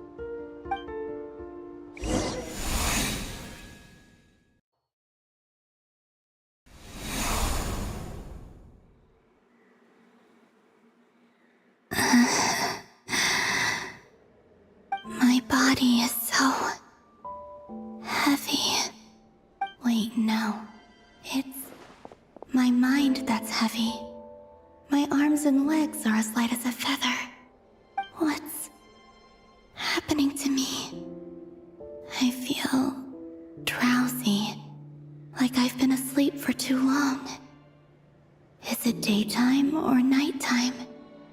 Is the moon out? I think I'll go for a walk.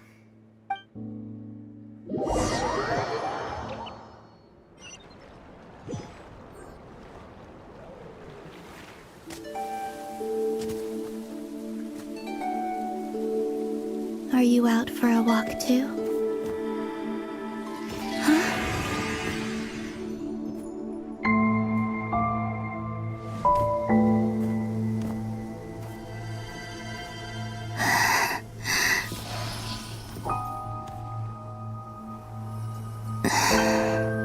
The day has come at last.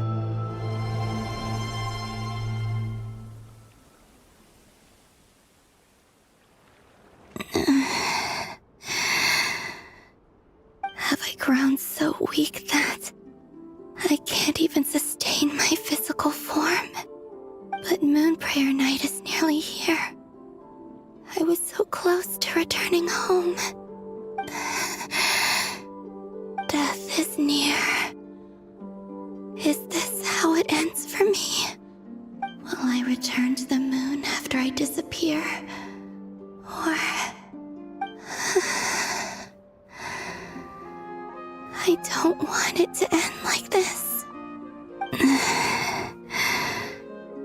So far, at least, I still exist.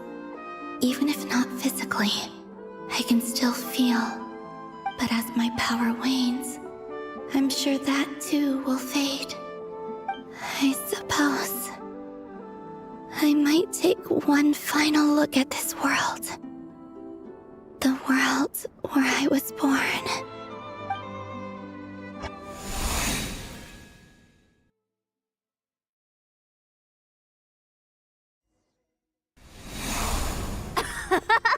Come on! Come on!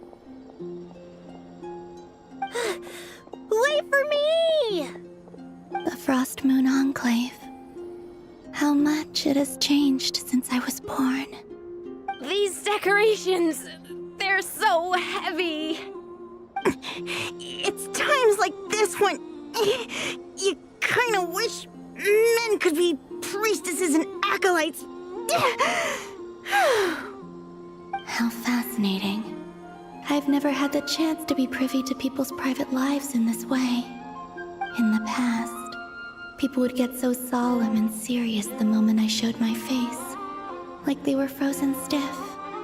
Karina, Lametti, it's time to eat.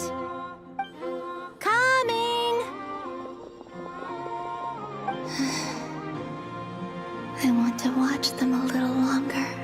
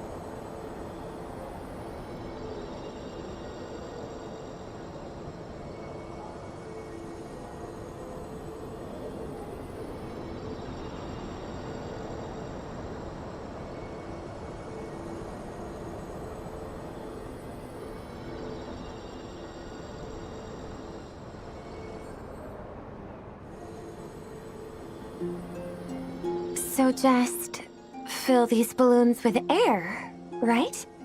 Yep. Try a couple now to test things out. The rest can wait till Moon Prayer Night. Think fast. Rita! Teasing an acolyte of the Frost Moon Scions? Surely that's a punishable offense. Take this!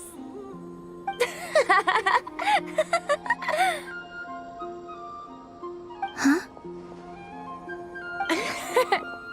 All right, enough horsing around. Lady Lauma gave us a task. We should get back to it. The task is just to check that the balloons don't leak, right? Doesn't matter if we fill them with air or water. Yeah. Okay, you got me there. And you got me there. But still, we can't use all the balloons before the festival even starts. We won't use all of them. And as long as Lady Lauma's trusted acolyte doesn't snitch, this can stay as a little secret between friends. A couple more can't do any harm, right? Oh, you menace. Then, think fast! Is pumping a balloon full of water really so much fun?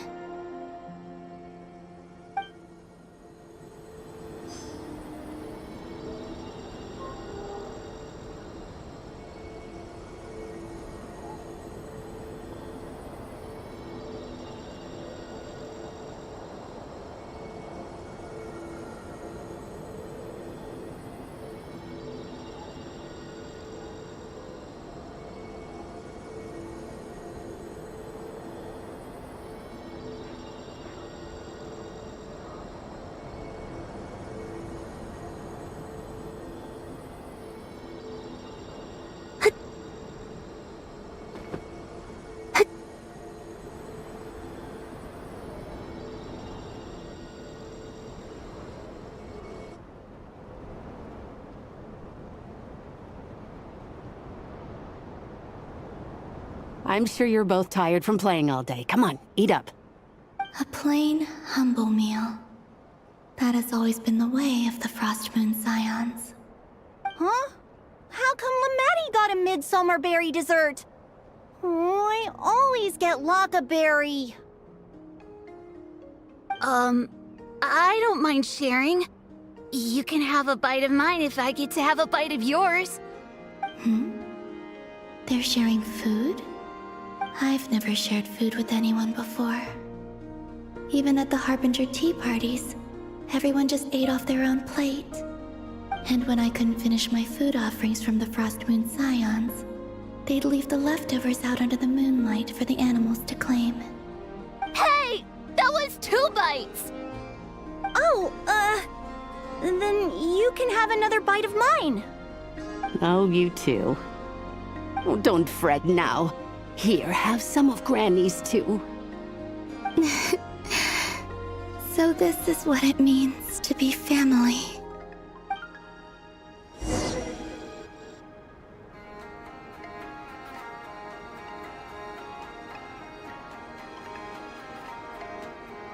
I'm seeing so much that I'd never usually get to see. They'd never act like this when I was around. It's nice, being able to just watch people in peace in these final moments. What a rare opportunity. I think I'll go take a look around Nasha Town, too. Maybe the Traveler will be there.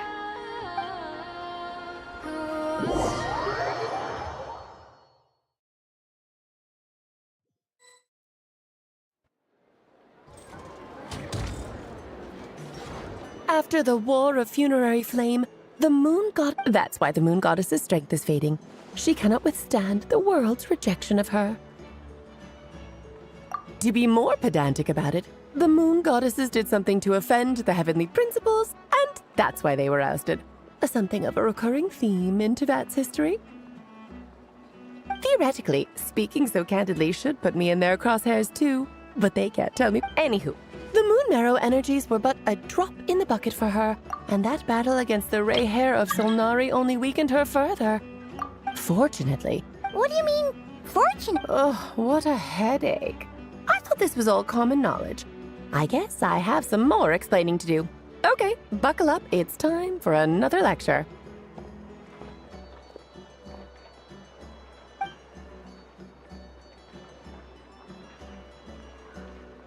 Now, I said earlier that the moon goddesses lost the foundation for their existence.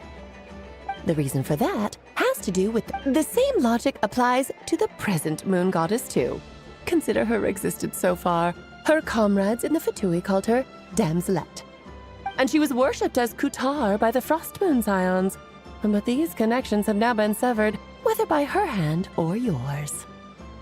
So, the rationale that once sustained her existence is now gone. Wait, we did that to her? Oh, well, strictly speaking, yes. But let's not start pointing fingers, shall we? I'll only end up as the big bad villain, and that's not the kind of final boss I want. Of course I do. I'm only the greatest mage in the whole entire world. Now, if you wish to find your moon goddess, there are two problems we need to solve. Firstly, we'll need to strengthen the... Strengthen? I'm afraid... Her name? Oh, yes. Names are very important. Then your first job is to find it. As a moon goddess, neither Columbian... So, find... Yes, I know it sounds like a small step. But the second problem, given her current condition... But, no... Wait, Mage N is going to help us out too? That means we've got 2 Hexacircle mages on the case. This is turning into a pretty big deal. Actually, this is more of a side quest for me. Like you said, I'm a busy lady, so I can't stay for too long. I'll have to return to Tibet's border soon.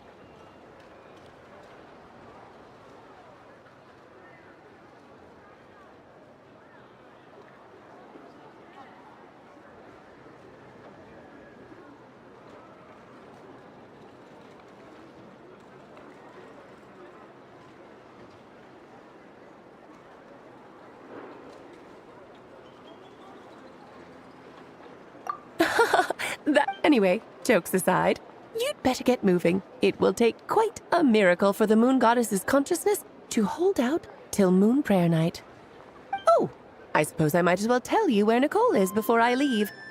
Off you go now. Time to meet your new friend. Ah, yes, and a little suggestion. Don't forget to mind your heads. What? You really are I most certainly am. There's so many children I have to keep tabs on just in Mondstadt. Durin, Albedo, Venti, Varka. Klee didn't make... Of course not. Klee is my pride and joy. I have no qualms about her, because she's the best child in the whole wide world. Yep. Klee's a little angel. I better get me some alpacas. Wouldn't you agree? Once they've hauled everything over to Snezhnaya, I can make a little extra by selling their wool.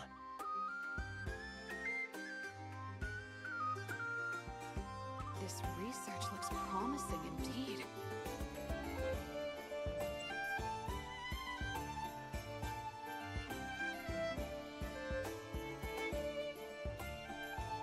This land holds nothing but promise for adventurers from all walks of life. Wouldn't you agree? I better get me some alpacas. I'm glad you agree. Well... She left in a hurry. Yeah, she didn't pack up her... I must say, I'm now very curious about her... That's... a long...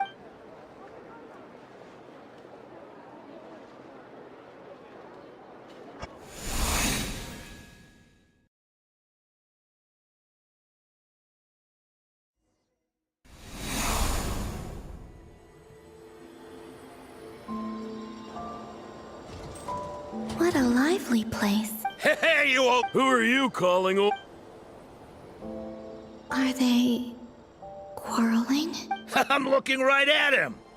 You've really gone downhill since giving your daughter free rein in the workshop. Can you even swing a hammer anymore? You might as well use that hammer to...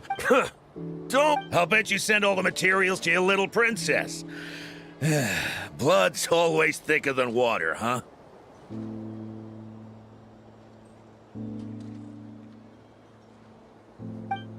All right, you've made your point, Uncle Koski. As soon as the See?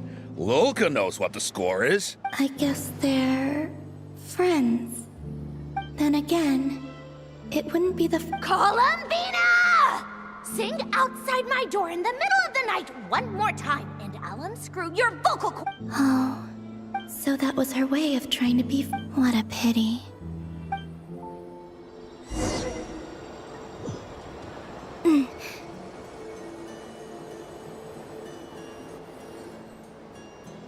Hey, have you decided what to give her for Moon Prayer Night? I sure have. She's gonna get the surprise of her life when she's least expecting it. Then I'll whip out the ring and pop the question. The surprise of her life. What a fun turn of phrase. Cool, I get the picture. You can spare me the gushy details. Ooh, looks like we have a customer. Hello there, ma'am. Would you like some moon— Huh? Is he talking to me? Can he see me? Here you go.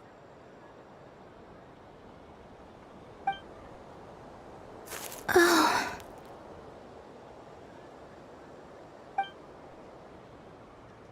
Come back anytime. Right. Now, where were we? I don't know.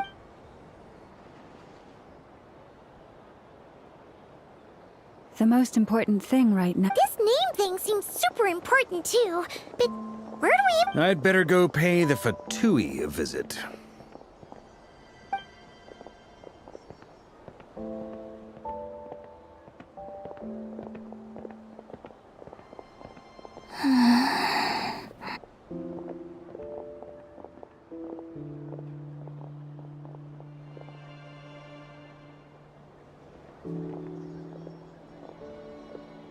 Columbina?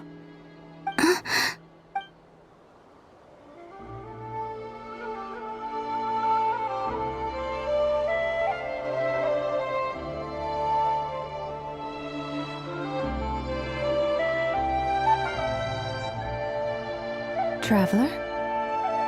Let's go! This is no time...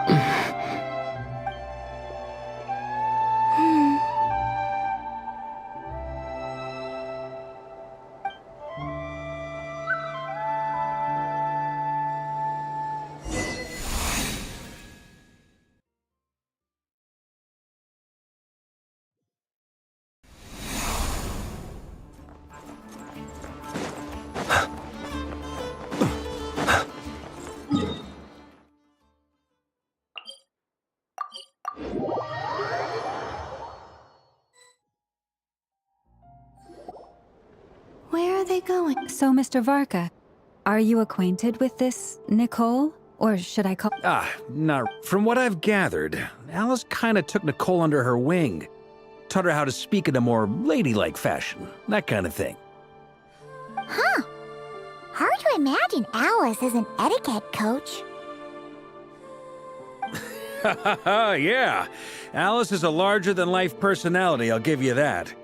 But then again, that's why she's able to draw such an eclectic mix of people into her inner— If I remember correctly. Hey! Don't go around making promises on Alice's behalf. I wouldn't dare.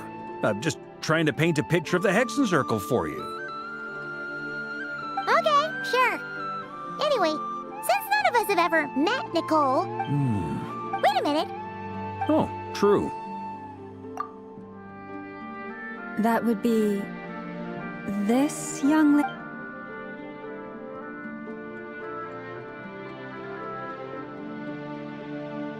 Hey there! Sorry to Varka, Knight of Bor— have we got the wrong person? When I shook my head, I meant no, Alec. Huh? My apologies. For certain reasons, I am unable to speak. It might take some getting used to, but Hey, it's fine. I'm more shocked by the fact that Alice never speaks about me. As for you two, we have crossed paths twice before, but it... It's really you! Thanks for all your guidance in the past! You're quite welcome. Now then, allow me to formally introduce myself. My name is... No, stop! Alice! I can't believe it! I had a whole speech prepared. I'd agonized over every single word. She always picks the worst moments to ruin other people's plans. I'm so but I could have sworn I deleted all of the triggering conditions for it. How did it bypass everything? Oh gosh, this is so embarrassing. This is a very different side of Nicole than what we're used to. Is she not used to face-to-face interactions? Don't worry about it. We've seen that introduction magic once already, so it wasn't too much of a shock. Please go on, Miss Nicole. We'd love to hear what you have to say, or, well, communicate. Huh? Are they talking to this lady? But... Will you all promise to forget that horrendously embarrassing introduction? Sorry? Embarrassing? When? Yes, my name is Nicole, and I am one of a very few angels who have retained both their preferred form and their power. The Traveler and Paimon should be no strangers to this concept. There is another of our kind in Natlan. They call her the Lord of the Night. Alright! Paimon Yes. Well, I have retained more of my power than she. It's because I don't have a long-term duty to fulfill. To be more specific... no. We'll be here all day if I get into the specifics. Moving on. If I'm not mistaken... That's right. Yes, I do know a way. Or maybe not. It shouldn't be an issue. I'll fill in the gaps for you when we have more time. Anyway, after that war ended, the three moons retreated to beyond the false sky. The Hyperboreans were humans I once aided. They accepted the civilization and creations bestowed upon them by the angels. But despite accepting many blessings of the angels, many among them still held on to their faith in the moons. They were reluctant to accept the new order. Even after the War of Funerary Flame, they sought to contact the moon goddesses beyond the sky and receive their guidance. But all three had passed away by that point.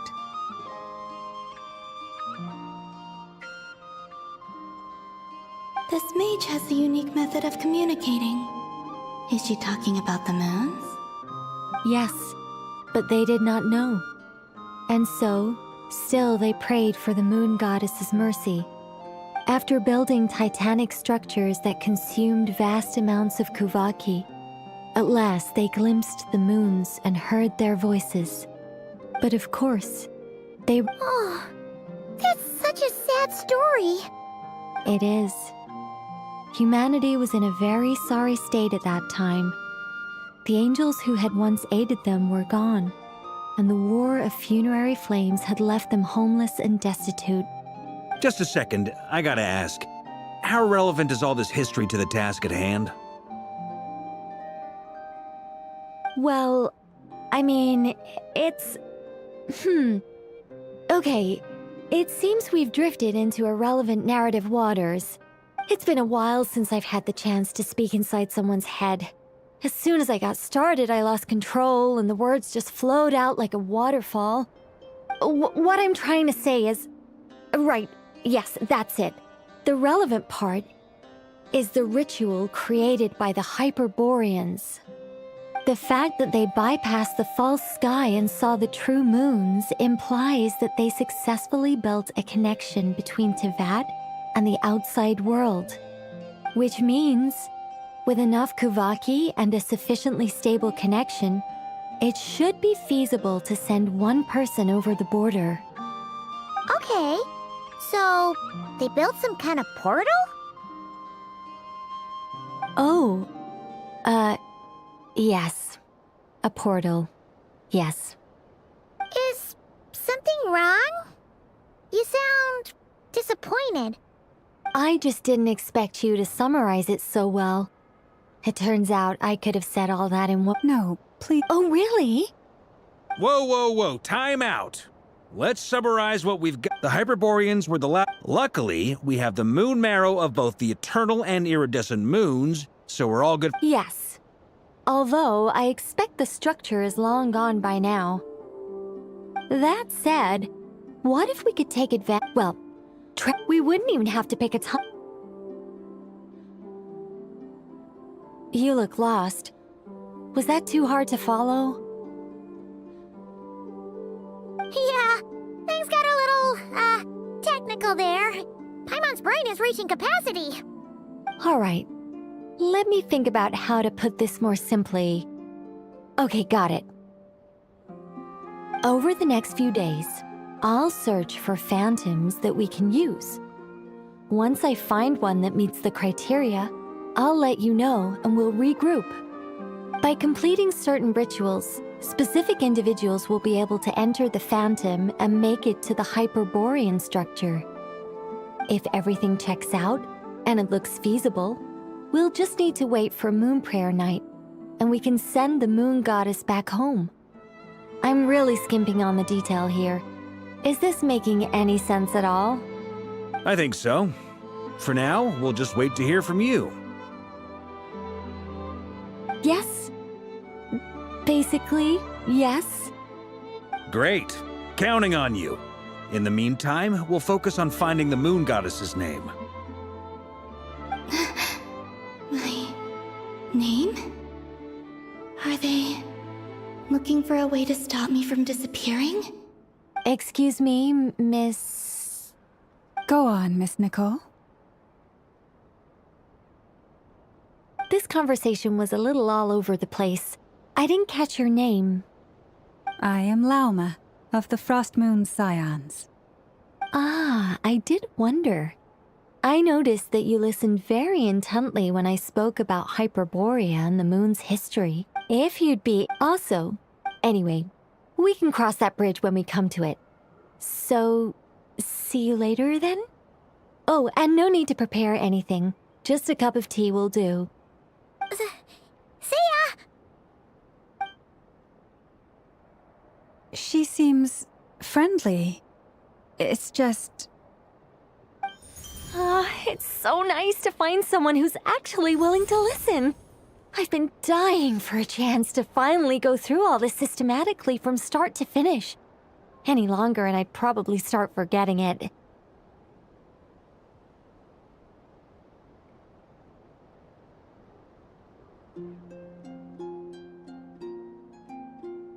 Now Paimon gets why Alice told us to mind our heads. Ha ha ha ha, what did I tell you? A lot of quirky people in Alice's orbit. Now then, the next order of business is, where do we start looking for the Moon Goddess's name? Maybe... Once I've heard her out, I'll summarize the salient points and share them with you all. I'm also inclined to review our other documents. Yes, our faith was first established by our Hyperborean ancestors, but many of the more factually accurate records... Sounds like we're gonna follow Columbina's journey through Devat, huh? In that case, we'll start by heading to the Frost Moon Enclave. Sounds like a plan. Take this with you. I'll see about getting in touch with the Fatui. It'll probably just be Arlecchino and Sandroni again. They're the only ones who would want to help. Thank you, Mr. Varka. I should follow them, just in case there's some way that I can help.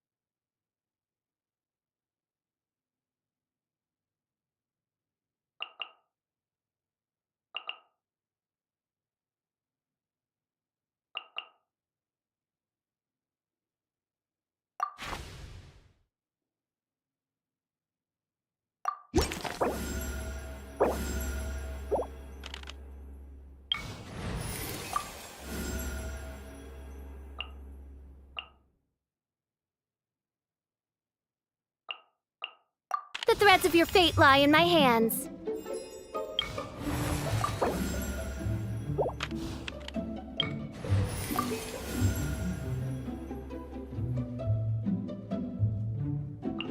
Thank you for inviting me to join.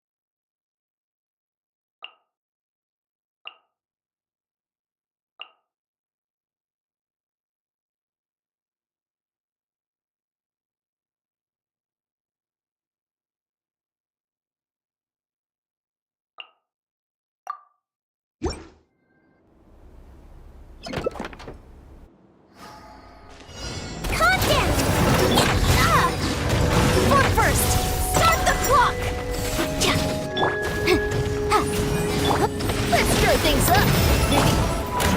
Don't be nervous. Just relax. Incinerate! Wrap up a flame! Bump burst! On my mark! Motion to compel! Let's see. Surprise vantage! West wind, carry!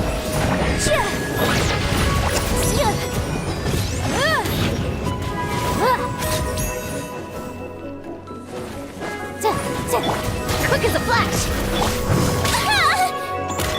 Let's stir things up! Incinerate!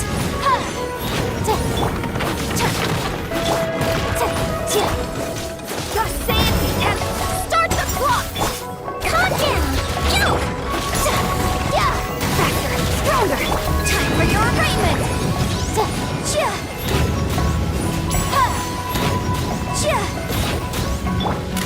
You might feel a little prick. Don't slip and fall.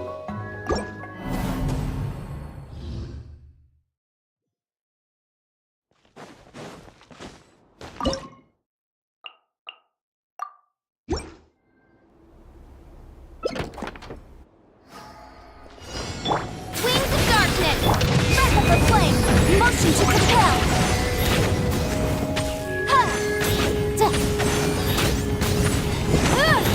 West wind, carry me!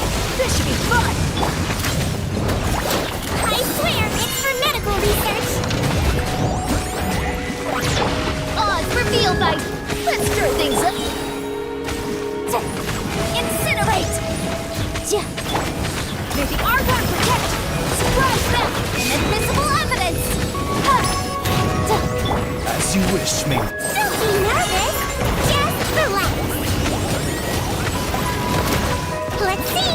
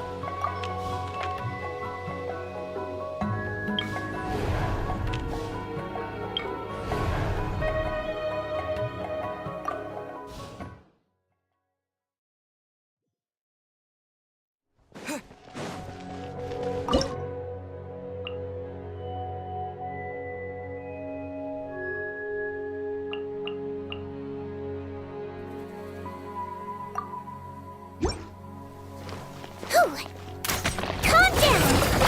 Right now, emerge, right here. Quick as a flash! Let's Move, I swear! research.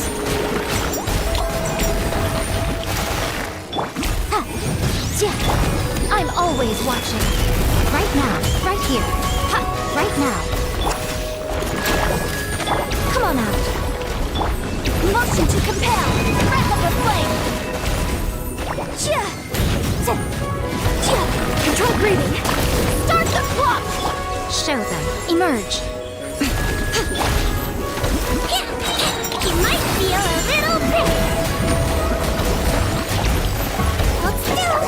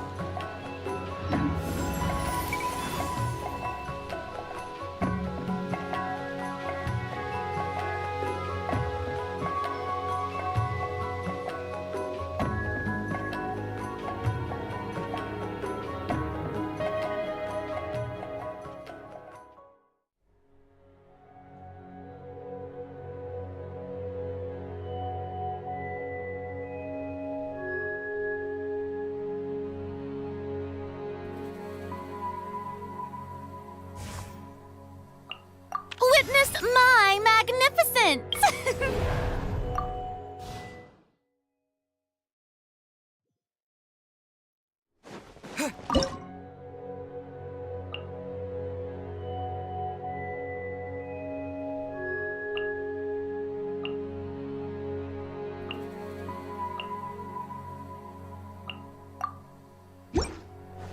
Right here, right now. Emerge. I'll protect us. Faster, stronger. Let's move.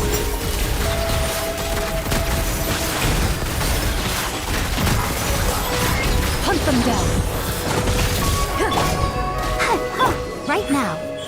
Emerge. A sight to behold. Right here. Emerge. Ready, steady, go. Step aside. Come on out. Start the clock! Let's dance! Ready.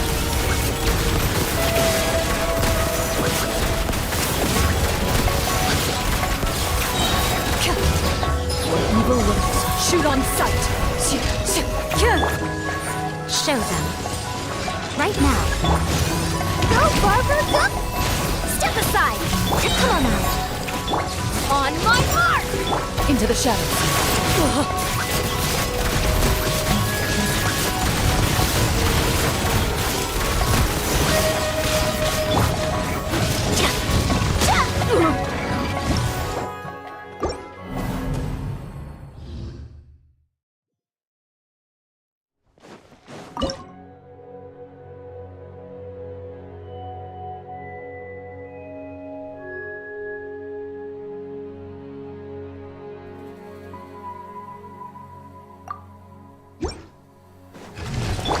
Protect us. Show them. Let's move! Time to testify. Move it.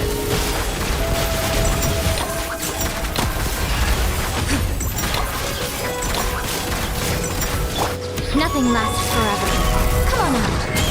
Emerge. Quick as a flash. On my mark! Ready.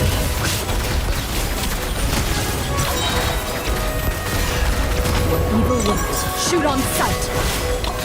Shoot. Show them. Right now. Control breathing.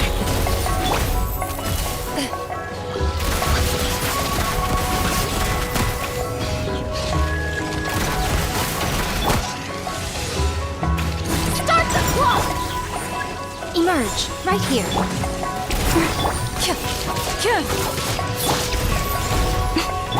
Into the shadows.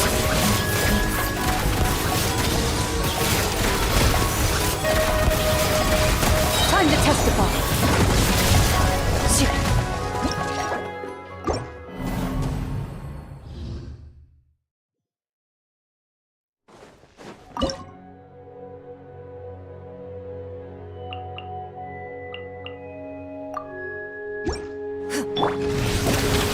Midnight, fantastic! Right now, emerge, right here. I'm always watching. Right now, right here, right now. Let's stir things up! Darcy Cannon! Move it.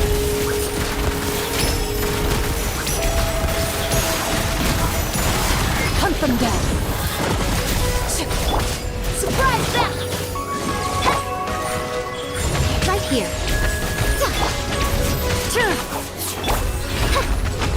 Shadow Raven! Let's stir things. Emerge. Ready.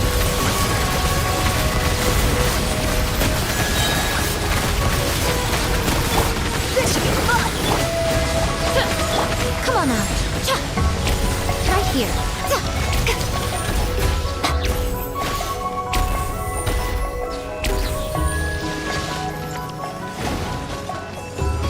Right now. Right here. Right now.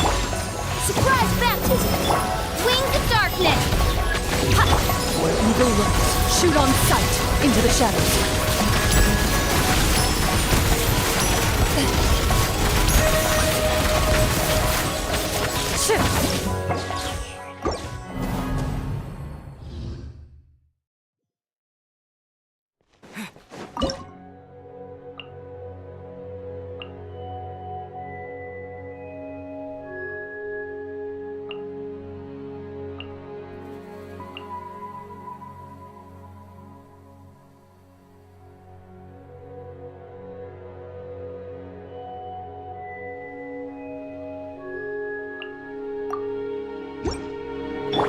Let's dance! Quick as a flash! On my mark! Midnight fantastic!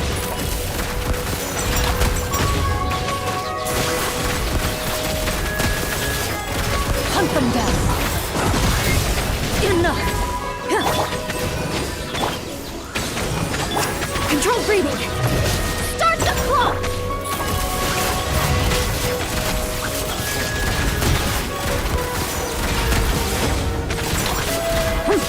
Shadow Raven! Quick as a flash! I'll protect us! No rest for the wicked.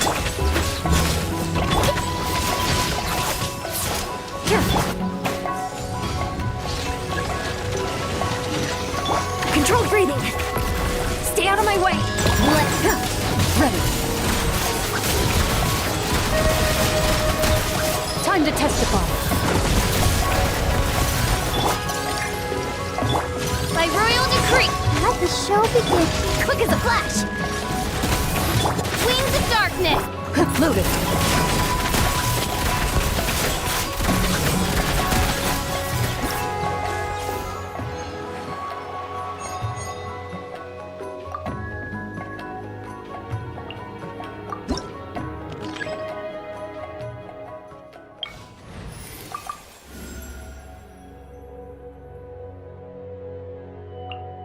Yeah, let's get this over with.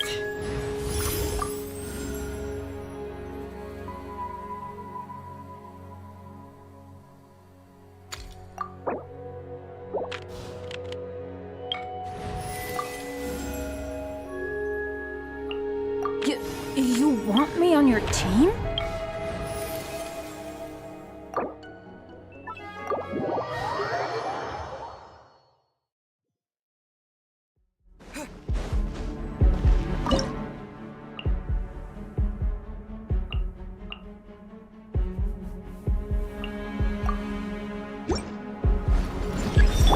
This should be fun! Right here. Emerge. Silence!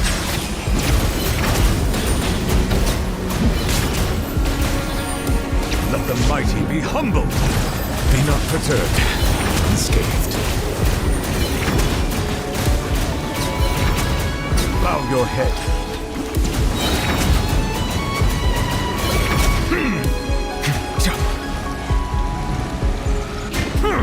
The tides beckon.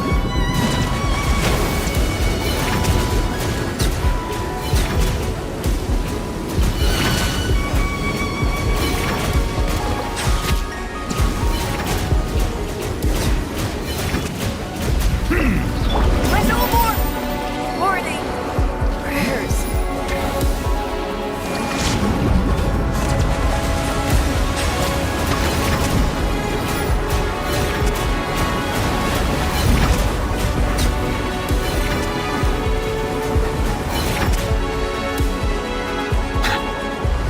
Silence!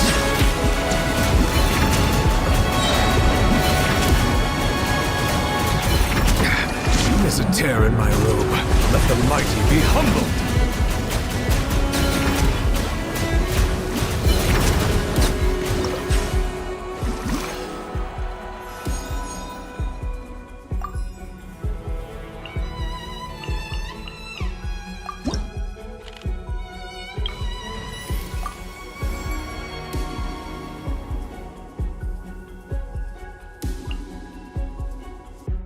Time to get down to business.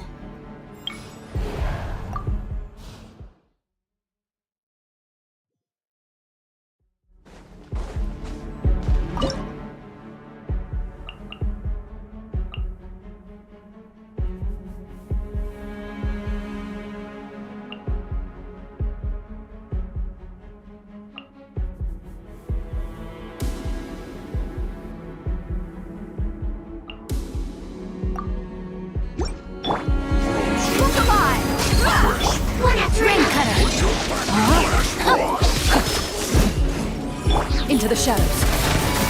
Hunt them down.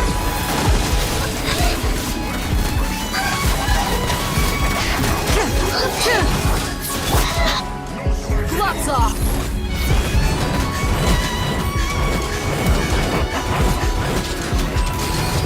This should be fun. Let's dance. Ready. It isn't time for crazy cards. Flash Evil looks. Shoot on sight. Witness the power of Gugwa. Come on, we can do it. You asked for it.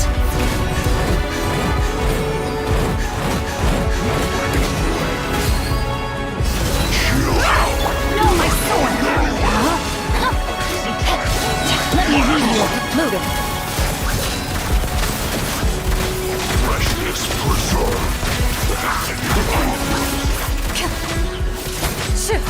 Let the show begin. No slack. Let's get it on!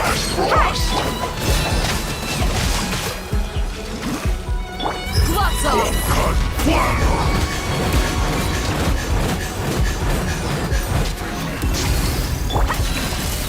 It isn't time for a break yet. This is the battle of Flash Break. Hunt them down.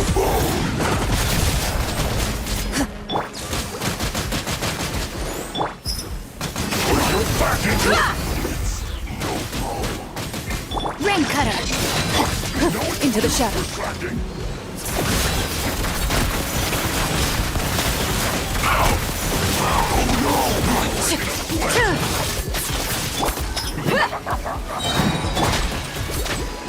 No Look alive! Ready.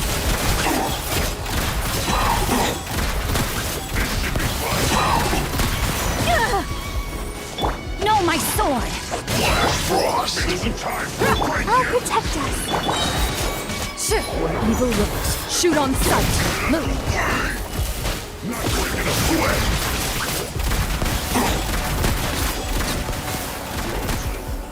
No sweating off. Buckle up. Hi!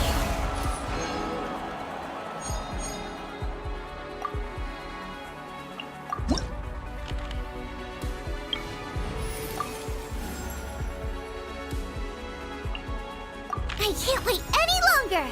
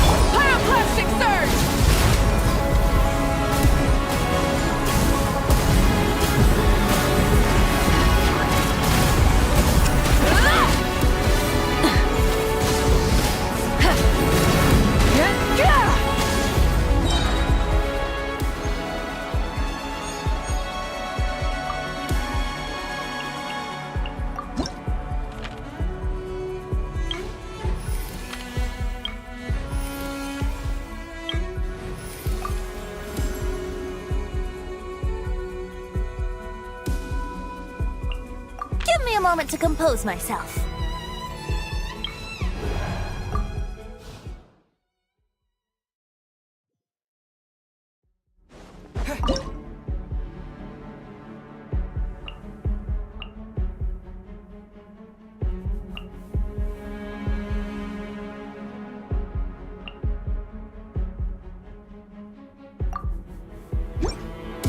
Time for takeoff. Shadows of fate, decided by destiny. Nice and spicy. Let my name echo in song.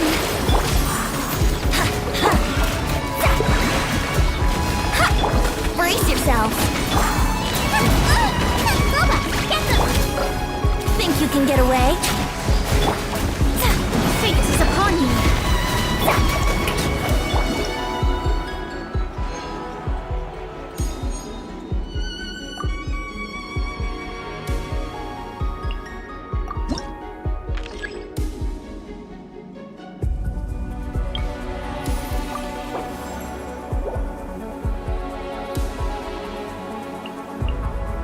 Where are we headed this time?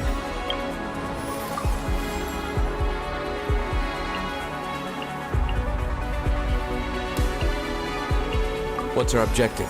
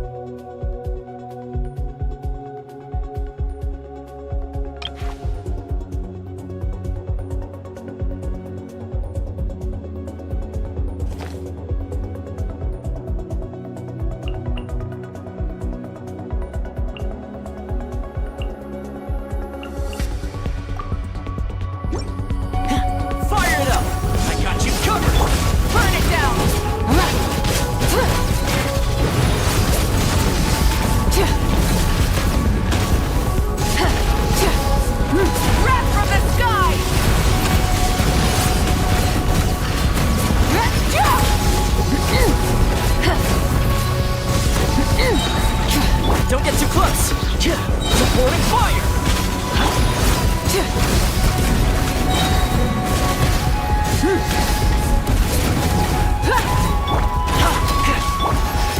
Rise with the sun! Check this out!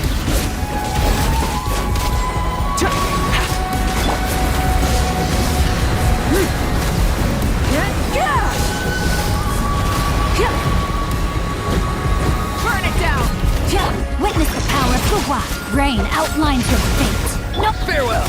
Time to say hello. Light of the blazing sun!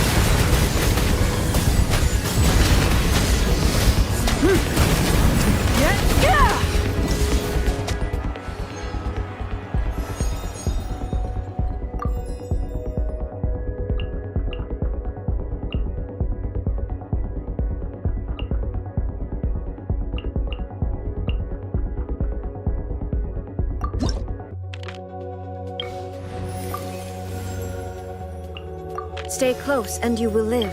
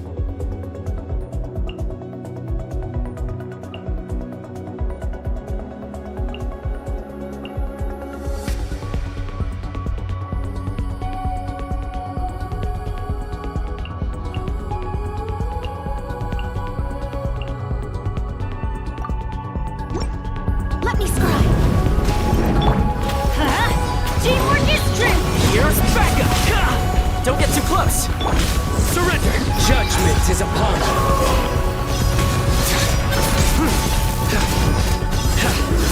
Guilty!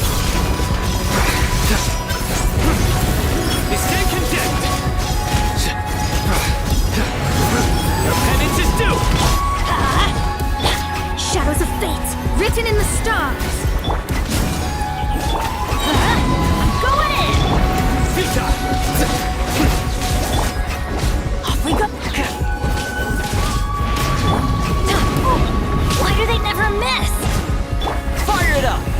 I got you covered! Nowhere to run! Delve into death, everybody stand back!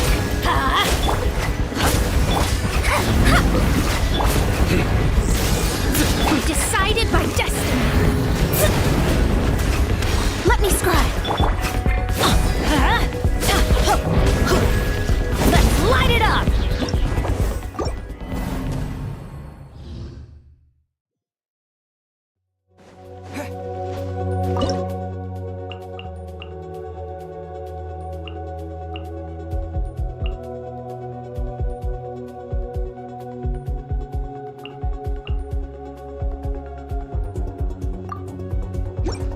There is no escape!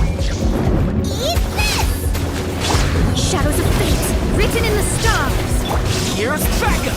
Don't get too close! Torn to oblivion! Shine down!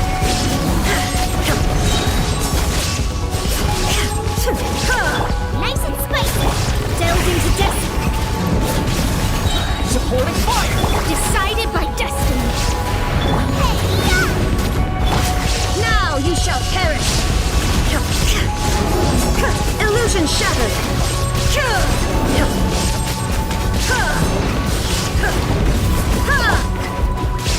Fire it up! I got you covered! Shadows of fate, written in the stars! There is no escape!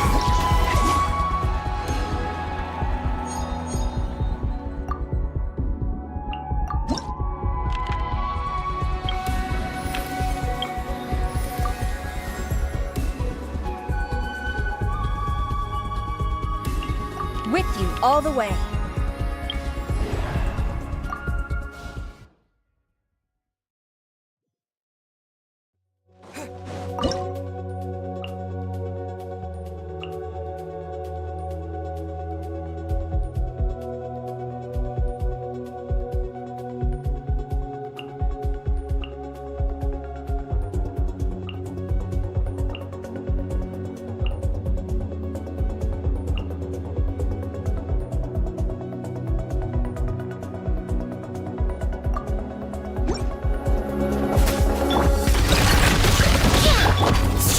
No turning back! Our bond is strong! I'll settle this! Look! The rainbow! Observe.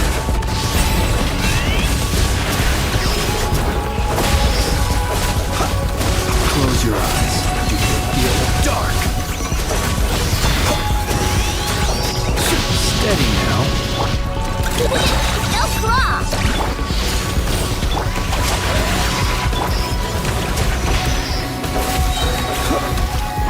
Be silent.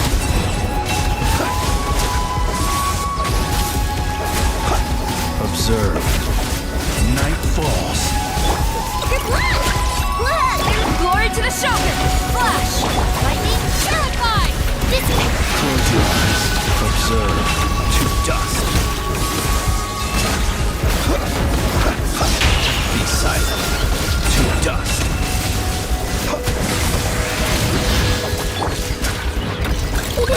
Go claw! Close your eyes. Do you fear the dark?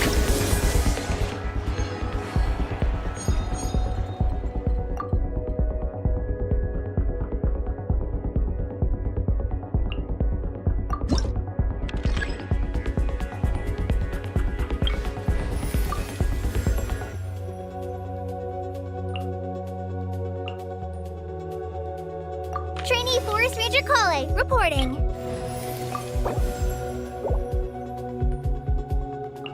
Armed and ready.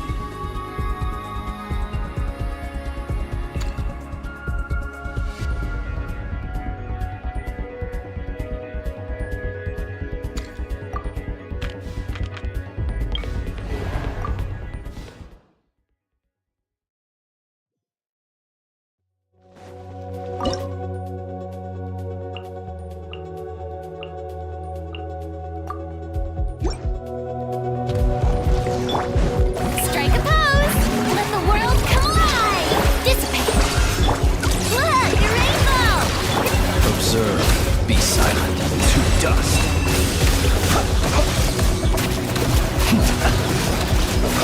To dust. Out of my way! Stand with me! You want this? Rush attack! Close your eyes. Be silent to dust.